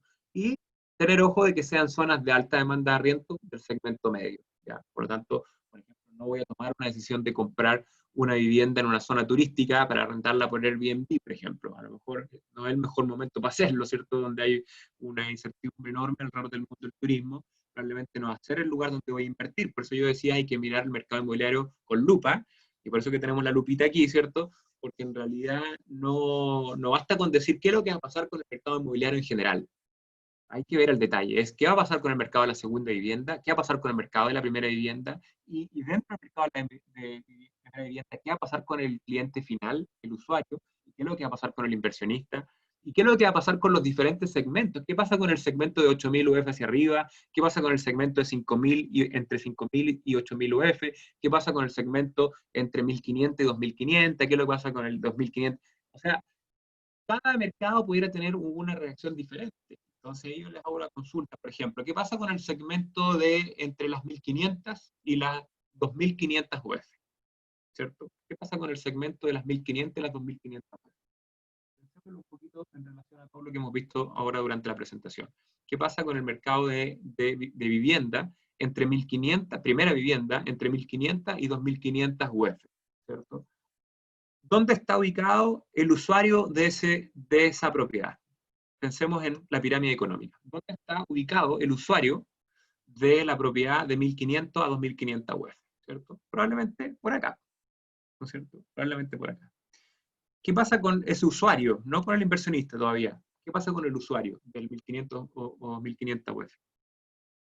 No va a poder comprar, ¿cierto? Porque lo echaron de su trabajo, porque le bajaron el sueldo, porque el banco ya no les presta la plata, etcétera, etcétera, etcétera, ya no va a poder comprar. ¿Y qué es lo que tiene que hacer esa gran cantidad de personas, ¿cierto? Esa gran cantidad de personas, la gran mayoría de las personas, ¿qué es lo que van a tener que hacer si no pueden comprar?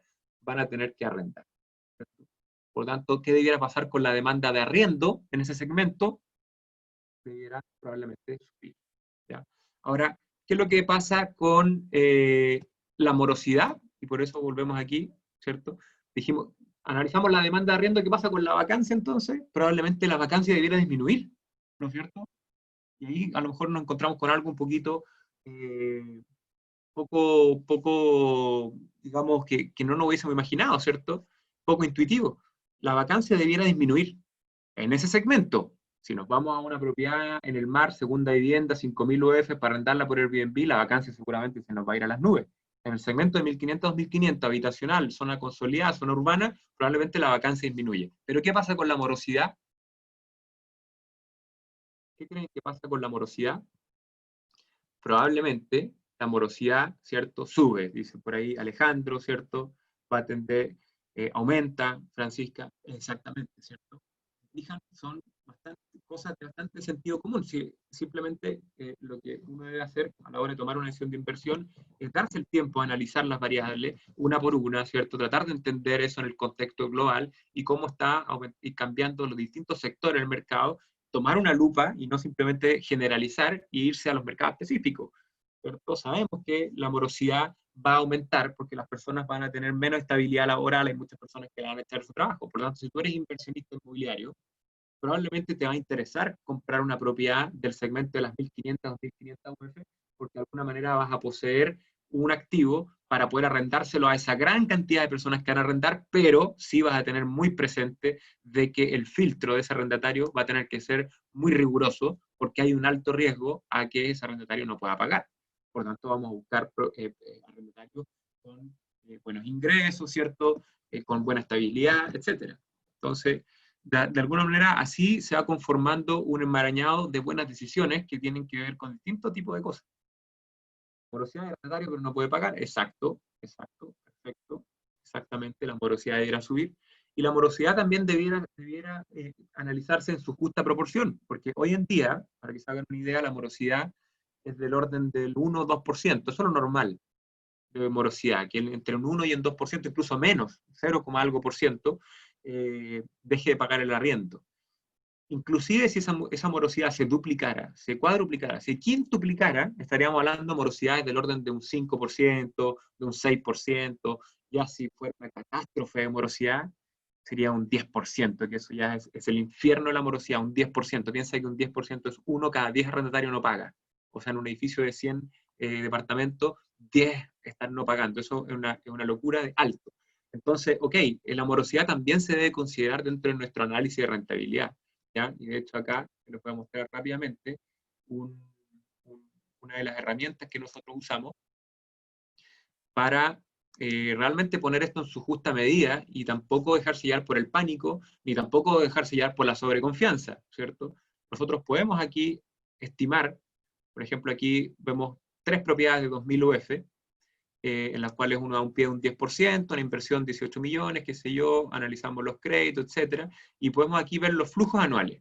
Esta es la parte importante, más allá de entender todo lo que estoy mostrando, esto de acá lo que te muestra son los flujos anuales que producen estas propiedades, ¿cierto? Es decir, lo que está quedando en el bolsillo del inversionista. Si nosotros consideramos una morosidad, y aquí le ponemos, por ejemplo, un 1%, ¿ya? Un 1%, que es más o menos lo que podríamos decir una morosidad normal, esta inversionista tendría un flujo anual de 2.500.000, ¿ya? Si nosotros subimos al triple la morosidad, 3 veces más morosos, ¿cierto? Nos baja de 2.500.000, nos baja a 2.300.000, ¿cierto? Tampoco es que nos afecte tanto. Ahora, si esto se fuera realmente a las nubes y llegáramos, no sé, a un 10%, tenemos un retroceso ya más importante, pero tampoco tan importante, ¿cierto? Por eso es que hay que ponerse ahí a jugar con los numeritos y considerar todas las variables. ¿Qué pasa con las tasas de interés? También lo podemos analizar. 4%, por ejemplo, vemos cómo nos impacta en el flujo una tasa de interés, ¿cierto? Si nos vamos al 5%, vemos cómo nos impacta el flujo, ahí ya tendríamos un flujo even, ¿cierto? Ya estarían las propiedades simplemente pagándose solas, pero no nos dejarían flujo. Si nos vamos al intermedio, ahí uno puede ir jugando con las variables, ¿cierto? Dependiendo de cómo las va interpretando. Vacancia, sabemos que debería bajar, al menos ese segmento. Si estamos pensando en comprar una propiedad en una zona turística, probablemente en la variable vacancia debiéramos subirla enormemente, ¿cierto? Enormemente. Y probablemente la morosidad también va a ser súper baja porque las pocas personas que se van a ir a vacacionar son personas que pueden pagar, entonces probablemente no haya morosidad. Cada una de las variables va cambiando, ¿cierto? Dependiendo de cómo se va moviendo el mercado. Es un poco la intención de esta presentación, de poder ir razonando un conjunto más allá de dar una opinión personal, sino que simplemente es entregar las herramientas para que cada uno pueda ir haciendo sus propios análisis. Nosotros, justamente lo que nosotros hacemos en Propital es eso, es acompañar a nuestros inversionistas en el análisis de sus decisiones. Más allá que de prometer y decir, oye, mira, esto es lo que va a pasar, o sea, no hacemos una venta de propiedad, nosotros hacemos una asesoría de inversiones. Establecemos un diálogo con nuestros clientes para que en conjunto podamos tomar las mejores decisiones, ¿ya? ¿Por qué tienes la vacancia y la morosidad en la misma línea, Francisca? Simplemente por una cuestión de facilidad lo puse en esa planilla en la misma línea. En otras planillas lo tenemos por separado, si uno quiere hacerlo por separado. Pero básicamente es ir desglosando un poco las variables más y más nomás. Pero se puede asumir como que entre vacancia y morosidad vas a tener un X porcentaje. Básicamente para saber cuánto te está costando el promedio de esas dos variables en el tiempo. Consulta, puedes compartir la planilla Excel para hacer el ejercicio. Juan Pablo, mira, te voy a hacer un comentario, qué bueno que me haces la pregunta, porque justamente lo que quería mostrar acá, respecto de esa planilla y varias otras más, ¿cierto? Hay muchas otras planillas, como por ejemplo para estudiar los distintos escenarios de arriendo y dividendo, nosotros hacemos un curso online, ¿ya? En ese curso online están todas las planillas para descargarlas. Tú las puedes descargar, si tomas el curso online vas a poder descargar todas esas planillas, además de un montón de cosas. De hecho, quiero aprovechar de mostrar aquí un poquito para las personas que les interese, ¿ya? Esta es la parte comercial de la presentación, así que no los voy a aburrir demasiado, pero les quiero mostrar también para las personas que quieran seguir profundizando en el mundo de la inversión inmobiliaria, pueden tomar este curso de inversión que nosotros hacemos, que hoy día está además con un descuento de un 65%, 100% online, se puede hacer 100% desde la casa. Cuando ustedes ingresen van a acceder a un panel más o menos como este, ¿ya? Donde van a tener todas estas lecciones que están conformadas por videos, por guías, por preguntas y respuestas, hay un foro de discusión también, etcétera. Por ejemplo, entran en Este de aquí, por ejemplo, este de acá, van a tener un video, ¿cierto? Justamente vamos a detallar en ese video, aparezco yo hablando, mostrando las planillas, etcétera, se dejan cosas, se dejan guías para descargar, al final del curso hay un foro de discusión también y un test de conocimiento, que lo podemos ver, test de final de conocimiento, que también de alguna manera va a ir probando tus conocimientos para ver qué tan preparado estás para abordar el mercado inmobiliario, foro de discusión, donde nos van dejando, las personas que han tomado el curso, nos van dejando las consultas, las vamos contestando, también tenemos un grupo privado de Facebook que está activo para las personas que tomen el curso online, así que por ahí podemos seguir profundizando. O sea, la verdad que este es un tema para ir analizándolo día a día, cada día se reciben nuevas noticias acerca del mercado inmobiliario, acerca de los mercados globales, y las decisiones podrían ir cambiando también día a día. Así que, bueno, a las personas que les interese pueden tomar el curso online. Les voy a dejar acá el precio. Tiene un precio de $399, ¿ya? Pero, como mencionaba, en estos días está con un descuento, por lo tanto queda en 139.65. ¿Ya? Es un precio que va a tener solamente por algunos días. Así que invito a las personas que estén interesadas a que adquieran el curso. Esto lo pueden pagar directamente con PayPal por internet o con tarjeta de crédito. Y para las personas que no tengan ni PayPal ni tarjeta de crédito, pueden hacer una transferencia bancaria. En ese caso nos escriben un correíto a contacto@propital.com y podemos activarles la cuenta remotamente post transferencia. Así que bueno, los dejamos ahí entonces invitados y aprovechamos a hacer la última ronda de preguntas. Sería un momento para negociar bodega y estacionamiento. Lo pregunto como persona amiga. Ardax nos hace la pregunta. Bueno, si son, mi opinión personal, si son bodegas y estacionamientos residenciales en el segmento que mencionamos, ¿cierto? Donde probablemente exista una alta demanda por arriendo, probablemente sea una buena idea, ¿cierto? Las bodegas y los estacionamientos tienen además un cap rate, por lo general, mayor al de las viviendas. Es decir, la relación ingreso versus precio en general es mayor a la de las viviendas.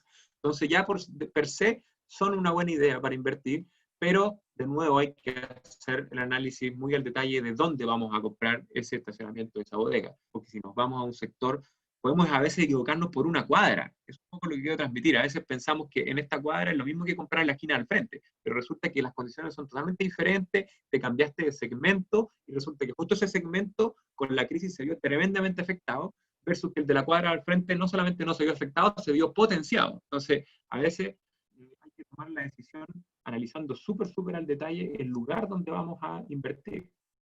Por eso que en la inversión inmobiliaria hay una máxima que dice location, ¿cierto? Ubicación. Justamente la ubicación, y yo le agregaría a esa frase segmento también, ¿cierto? Mercado. Son decisiones que van a depender de todo eso. ¿Qué pasa con la demanda de oficinas y el arriendo de oficinas con esta crisis? Me pregunta Janet. Bueno, yo dejaría de que tú misma pudieras responderte a esa pregunta. ¿Qué es lo que crees tú que va a pasar con la demanda de oficinas y el arriendo de oficinas? ¿Cierto? Primero hay que preguntarse quién es el arrendatario de esas oficinas, ¿cierto? Por lo general son empresas, ¿cierto? O profesionales independientes.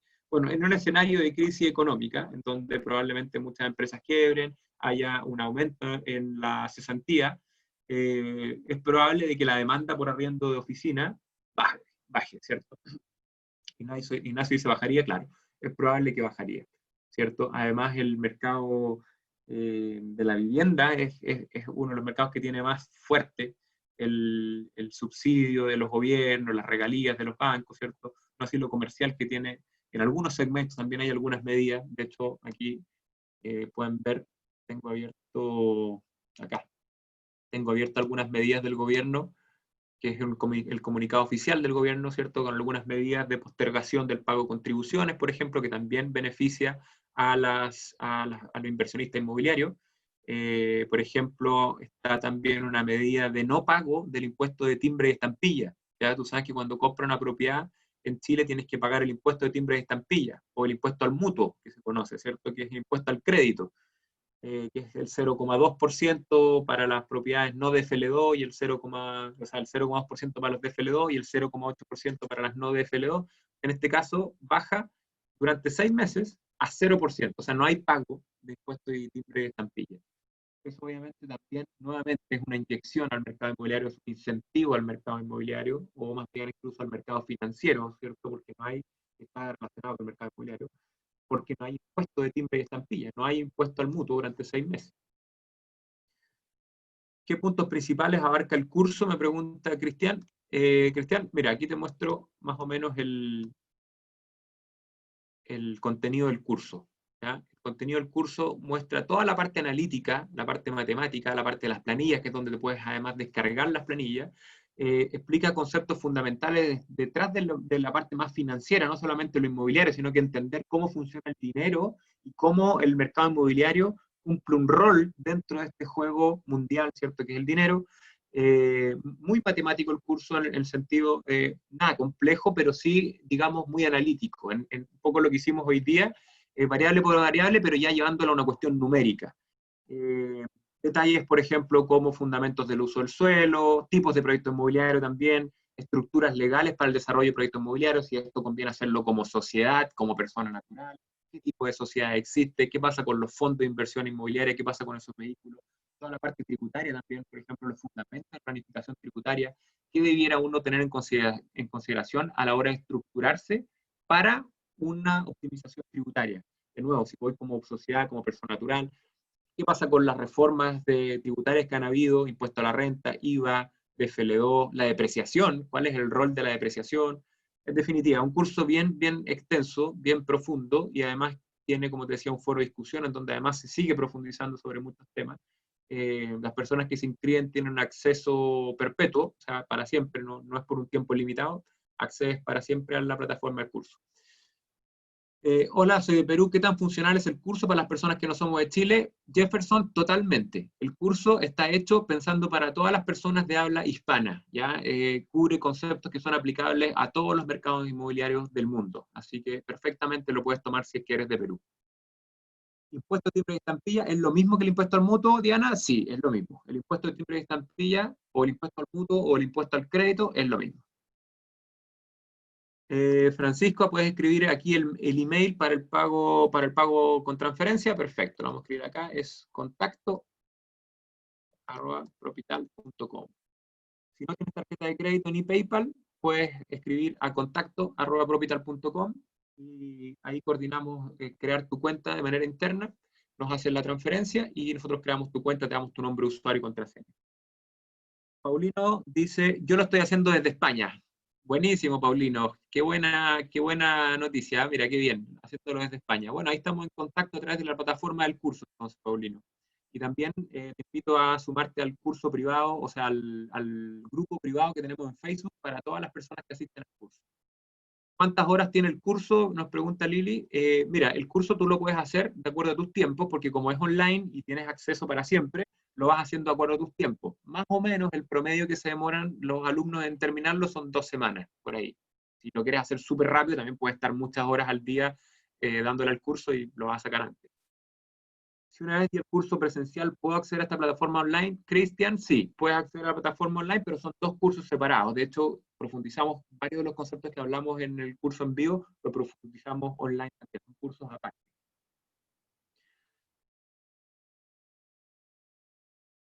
Lili dice, ¿pero debe tener una cantidad de horas estimadas académicas o no? Sí, la verdad no lo tenemos medido en horas académicas porque eso lo tenemos medido por capítulos, son varios capítulos. Como te digo, son 2 semanas, calcula a lo mejor unas 3 horas por día, serán unas 45, a lo mejor 50 horas que tendrás que dedicar, algo así. Yo estoy de Alemania. ¿Tienen información o consejo acerca de la tributación inmobiliaria en otros países? Eduardo me pregunta, no. Respecto a la tributación, en otros países no, pero sí, en la parte tributaria cubrimos conceptos que son genéricos más allá de la ley tributaria de cada país, ¿ya? Como por ejemplo, muchas personas creen que una optimización tributaria tiene que ver con pagar menos impuestos. Y nosotros reformulamos ese concepto, lo explicamos muy, muy en profundidad en el curso, que en realidad la optimización tributaria tiene que ver con pagar la menor cantidad de impuestos posible de manera legal, siempre y cuando no afecte tu capacidad de crédito, ¿ya? Porque finalmente, si por ejemplo a ti te dan la opción de pagar 1.000.000 de pesos en impuestos, pero resulta que el próximo año, por el hecho de haber pagado ese 1.000.000 de impuestos, la banca te abre una línea de crédito o el acceso a un crédito hipotecario por 5.000 UF, entonces a lo mejor te conviene pagar ese impuesto y acceder a las otras 5.000 UF para reinvertirla. Entonces, conceptos como esos que son genéricos y que son extrapolables a cualquier mercado, sí los vas a poder encontrar en la parte tributaria del curso. Referencias específicas a las leyes tributarias de cada país, no, pero sí conceptos que son lo de la depreciación. Es muy interesante las jugadas que se pueden hacer alrededor de la depreciación, y eso es transversal de país a país. ¿Este curso sirve para el Registro Nacional de Corredores? Juan, no, porque el Registro Nacional de Corredores en realidad son más por una institución privada. Este es un curso para inversionista inmobiliario. No está pensado para ser corredor de propiedades, sino que está pensado para la persona que quiera introducirse profundamente en el análisis de una inversión inmobiliaria. Está pensado más para el inversionista inmobiliario que para un corredor, que para un corredor de propiedades. Ahora, si bien no está pensado para el corredor de propiedades, me parece que representa un enorme valor para un corredor de propiedades conocer toda esta información financiera, económica que está detrás del rubro en el cual participa. Así que, bueno, no sé si nos queda alguna pregunta. Aquí esa misma pregunta que Juan Pérez, a ver, a lo mejor se me pasó alguna para atrás. ¿Cuál sería? Disculpen si se me pierden algunas consultas.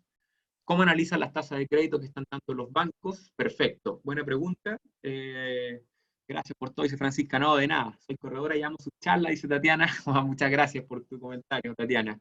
Bienvenida, vamos a estar en contacto por todos nuestros canales entonces. Respondiendo a la consulta de las tasas, sí, los bancos desde el estallido social empezaron a ponerse más restrictivos, tanto en sus criterios de riesgo como en sus tasas de interés. ¿Ya? Corrigieron antes de que empezaran a pasar todas las cosas. Entonces, efectivamente, entre mayor la incertidumbre, mayores los riesgos y por lo tanto mayores los requisitos para poder entrar a la banca. Por lo tanto, si la incertidumbre sigue aumentando, lo más probable es que los bancos se sigan poniendo más restrictivos. Y eso se va a ver reflejado también a lo mejor en unas tasas más altas. ¿Ya? Ojo que eso también es algo súper especulativo porque las incertidumbres son, o sea, podríamos ir entendiendo más certezas a futuro. A pesar de que el panorama podría ir haciéndose más malo, podríamos ir teniendo mayores certezas. Y los bancos, en la medida que tienen certezas, lo que hacen es filtrar más, pero a los que dejan entrar, probablemente ofrecer buenas condiciones porque tienen certeza respecto a ese segmento en específico. Hoy día, como hay incertidumbre, los bancos se aseguran y ponen una tasa de interés más alta porque no tienen muy claro bien quién va a pagar y quién no.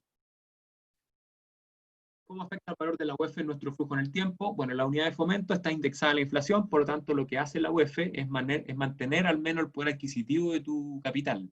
De alguna manera, si hay una inflación de un 3%, la UEF también va a subir un 3%, por lo tanto, si tu patrimonio está en UEF, también sube un 3%. Se sabe que viene una crisis financiera grave. En este contexto, los bancos bajarán las tasas de interés al crédito hipotecario. Van a verse, como decía recién, fluctuaciones en relación a la tasa de interés en la medida que se vayan logrando ciertas certezas. Los bancos incluso podrían llegar a bajarlas, es cierto. Ojo, sí, no confundir con la tasa del Banco Central con la tasa de los bancos comerciales. ¿Ya? Por ahí de repente pueden leer noticias de que los bancos centrales están bajando la tasa de interés para estimular la compra, qué sé yo. Una cosa es la tasa del Banco Central, otra es la tasa de los bancos comerciales. Entre la tasa del Banco Central y la tasa de los bancos comerciales existe algo que se llama el spread, ¿cierto? Que es como el fee que cobran los bancos. Cuando el banco comercial tiene su propio criterio de spread, por lo tanto, si bien el Banco Central pudiera bajar la tasa de interés, un determinado banco comercial podría subir la tasa de interés. ¿Ya? Eso hay que tenerlo presente. ¿Con qué inmobiliarias trabajan? Me pregunta Diana. Mira, trabajamos con la mayoría de las grandes inmobiliarias del país. ¿Ya? Si necesitas más información, nos contactemos, conversamos en privado. Más bien responder preguntas de la presentación, de toda la parte analítica de la crisis. Y si alguien quiere después ver algo comercial con nosotros, quiere contactarnos, estamos felices de ponernos en contacto. Pueden entrar también a nuestra página web, propital.com. De ahí mismo también se pueden ir a la página del curso, ¿ya? Se pueden ir a la página del curso online desde ahí mismo, propital.com, y se van a la página del curso online. O si prefieren irse directo a la página del curso online, lo hacen desde ahí, ¿cierto? Les voy a dejar en el chat la dirección del curso online. O si no, se van a propital.com y se van a la pestañita curso online, y los va a llevar al curso online. También voy a dejar la página web nuestra por acá. Si quieren poner en contacto, la verdad que siempre somos súper abiertos a conversar respecto de lo que sea, respecto de oportunidades, respecto de alianzas, inversionistas que quieran que nosotros los asesoremos. Nuestra asesoría, por cierto, es sin costo, no tiene ningún costo, podemos tener una reunión personalizada, básicamente sin costo para ustedes, y después si avanzamos, ¿cierto? Y nosotros concretamos alguna inversión, tenemos un costo generalmente nuestro modelo de negocio en realidad tiene que ver con cobrarle más bien a los vendedores, estamos más afianzados a lo que es el modelo estadounidense, donde no se les cobra a los compradores, sino que a los vendedores. Así que feliz de ponernos en contacto con ustedes si así lo quieren. Bueno, vamos a responder los últimos 2 minutitos. Son las 12:39, 12:41, cerramos para no extendernos y después, como les digo, seguimos en contacto. Y realmente hacerles énfasis en visitar la página del curso online. Ahí tenemos una interacción muy personalizada con las personas que asisten al curso y respondemos ya a consulta uno a uno. Bueno, dice, ¿existen instrumentos de inversión en UF aparte de los inmuebles? Sí, existen depósitos a plazo en UF, Pablo, también. Crowdfunding, exacto, no hablan del crowdfunding, exactamente, qué buen punto, Sebastián, nosotros también trabajamos con crowdfunding. El crowdfunding, para los que no conocen el concepto, se trata de adquirir propiedades entre hartas personas. Básicamente se crea una sociedad, generalmente una sociedad por acciones, y cada inversionista compra un porcentaje de una propiedad. Por ejemplo, si entre todos se compra un departamento que se arrienda en un determinado mercado, etc., tú puedes comprar, por ejemplo, el 10% de ese departamento, o el 5%, o el 1%. La verdad que hoy día la inversión inmobiliaria, con este tipo de herramientas como el crowdfunding, que nosotros los hemos ido implementando, permite poder entrar en el mercado inmobiliario, invertir en el mercado inmobiliario con un monto incluso de 40 UF, o sea, de un millón de pesos más o menos. Así que la verdad que hoy día está abierta la posibilidad de invertir a muchas personas. Pablo, ¿también trabaja en crowdfunding? Excelente, sí, trabajamos con crowdfunding. Exacto, Johan dice, yo tengo crowdfunding, sí, Johan, ¿cómo está ahí, Johan? Cliente nuestro. Efectivamente, con Johan también estamos adentro en un crowdfunding. Somos socios en una inversión. Tenemos, por ejemplo, inversiones diversificadas, una propiedad en Concepción, otra propiedad en Santiago, otra propiedad en Estados Unidos. Tenemos otro crowdfunding que es 100% renta en dólares, propiedad en Estados Unidos, flujo de dólares.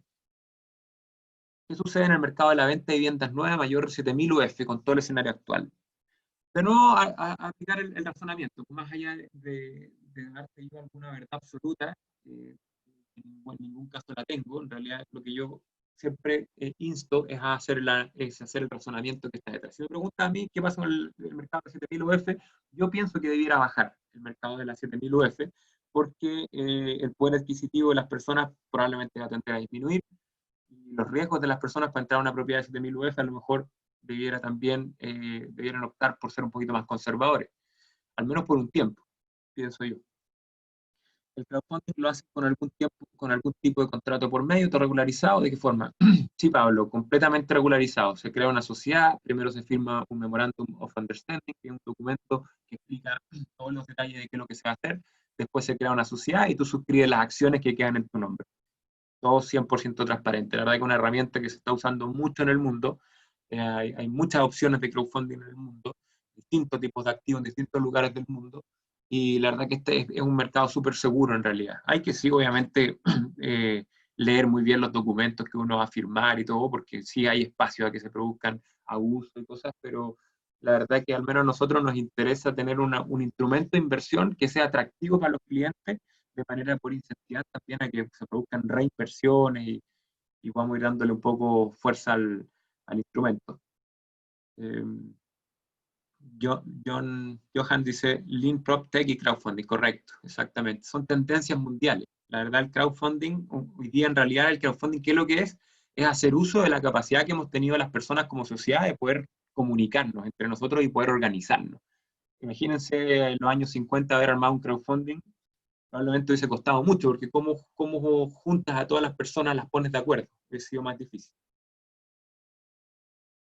Diferencia entre Capre y ROI, ya, con eso terminamos. Esa es la última consulta, dice diferencia entre Capre y ROI, lo voy a llevar acá. El ROI, José, habla respecto de tu dinero. El ROI es el retorno sobre tu inversión. O sea, ¿qué tanto hace rendir tu capital? ¿Ya? Si tú inviertes 1.000.000 y ganas 100.000, tienes un ROI de un 10%. ¿Por qué? Porque el 10% de lo que invertiste lo obtuviste como beneficio, ¿ya? El cap rate no habla de tu capital, el cap rate habla del activo, habla de la propiedad. El cap rate lo que hace es relacionar la cantidad de ingresos que genera esa propiedad en relación al precio de la propiedad, ¿ya? Eso es el cap rate. El cap rate habla de qué tanto dinero genera una propiedad en relación a su precio. Se habla de la propiedad. No necesariamente un cap rate más alto significa un ROI más alto, por lo que yo mencionaba al principio, ¿cierto? Respecto de que el apalancamiento cumple un rol importante también, o las facilidades de pago cumplen un rol importante en el ROI. Pero sí, el cap rate te da ya un indicador concreto de qué tan eficiente es la propiedad, ¿ya? Esa es la diferencia entre ROI y cap rate. ¿Qué porcentaje de ambos me indica que es una buena inversión? Mira, en realidad no existen generalidades, Jorge, pero si quieres un número como para tener en mente, podemos hablar de un cap rate en Chile de un 5% para arriba, ya empieza a ser interesante. 6% ya está bueno, 7% bien bueno, 8% en Chile súper bueno. ¿Ya? En Estados Unidos, por ejemplo, nosotros tenemos inversiones en Estados Unidos, en algunos estados en Estados Unidos, que están manejando cap rate de un 10%. Son situaciones, son mercados bien específicos, que tienen características bien específicas, una ciudad en quiebra, que viene subiendo, viene renaciendo, y se logran cap rate como eso. Ahí puedes tener una referencia. Y con la cuarentena hoy en día, ¿cómo se puede convencer a un cliente que invierta? Raúl, en realidad, más que convencer, nosotros miramos un poco diferente, ha sido la dinámica de esta presentación. Más que convencer, nosotros invitamos a los inversionistas, a nuestros clientes, a que se culturicen, a que profundicen en el análisis de sus inversiones y tomen buenas decisiones. Que sepan los inversionistas de que ya sea que tomen la decisión de invertir o no, están de alguna manera haciendo algo con su capital. Lo que decía, si tú dejas tu plata en la cuenta corriente, el capital tiene una rentabilidad negativa igual a la inflación. Por tanto, lo que uno busca es dónde voy a ir a maximizar mi retorno sobre la inversión, ¿ya? Después de que el inversionista conoce bien las variables, podrá tomar las decisiones y si lo quiere hacer acompañado con nosotros, estamos disponibles para eso. Muchas gracias, Francisco. Estoy en el curso online. Excelente contenido, he aprendido bastante. Éxito a todos. Gracias, Pablo. Se agradecen esos comentarios. Muchísimas gracias. Bueno, estamos terminados entonces por la presentación del día de hoy. Vamos a estar haciendo webinar como esto todos los martes y todos los jueves a las 11 de la mañana. Por lo menos de aquí hasta fines de abril vamos a estar martes y jueves a las 11 de la mañana haciendo webinar. Los vamos a estar anunciando por correo electrónico, así que si les interesa participar de los próximos webinars, vamos a estar enviando por correo electrónico las fechas, los horarios, los links para que se inscriban y todo. La grabación de esta presentación sí se va a enviar a todas las personas que asistieron hoy día, sí la vamos a enviar. Así que bueno, ahí nuevamente invitarlos a que visiten el curso online, propital.com, se nos van al curso online, y los va a llevar a la página del curso, ahí podemos seguir comunicados. Muchas gracias a todos por asistir. Saludos.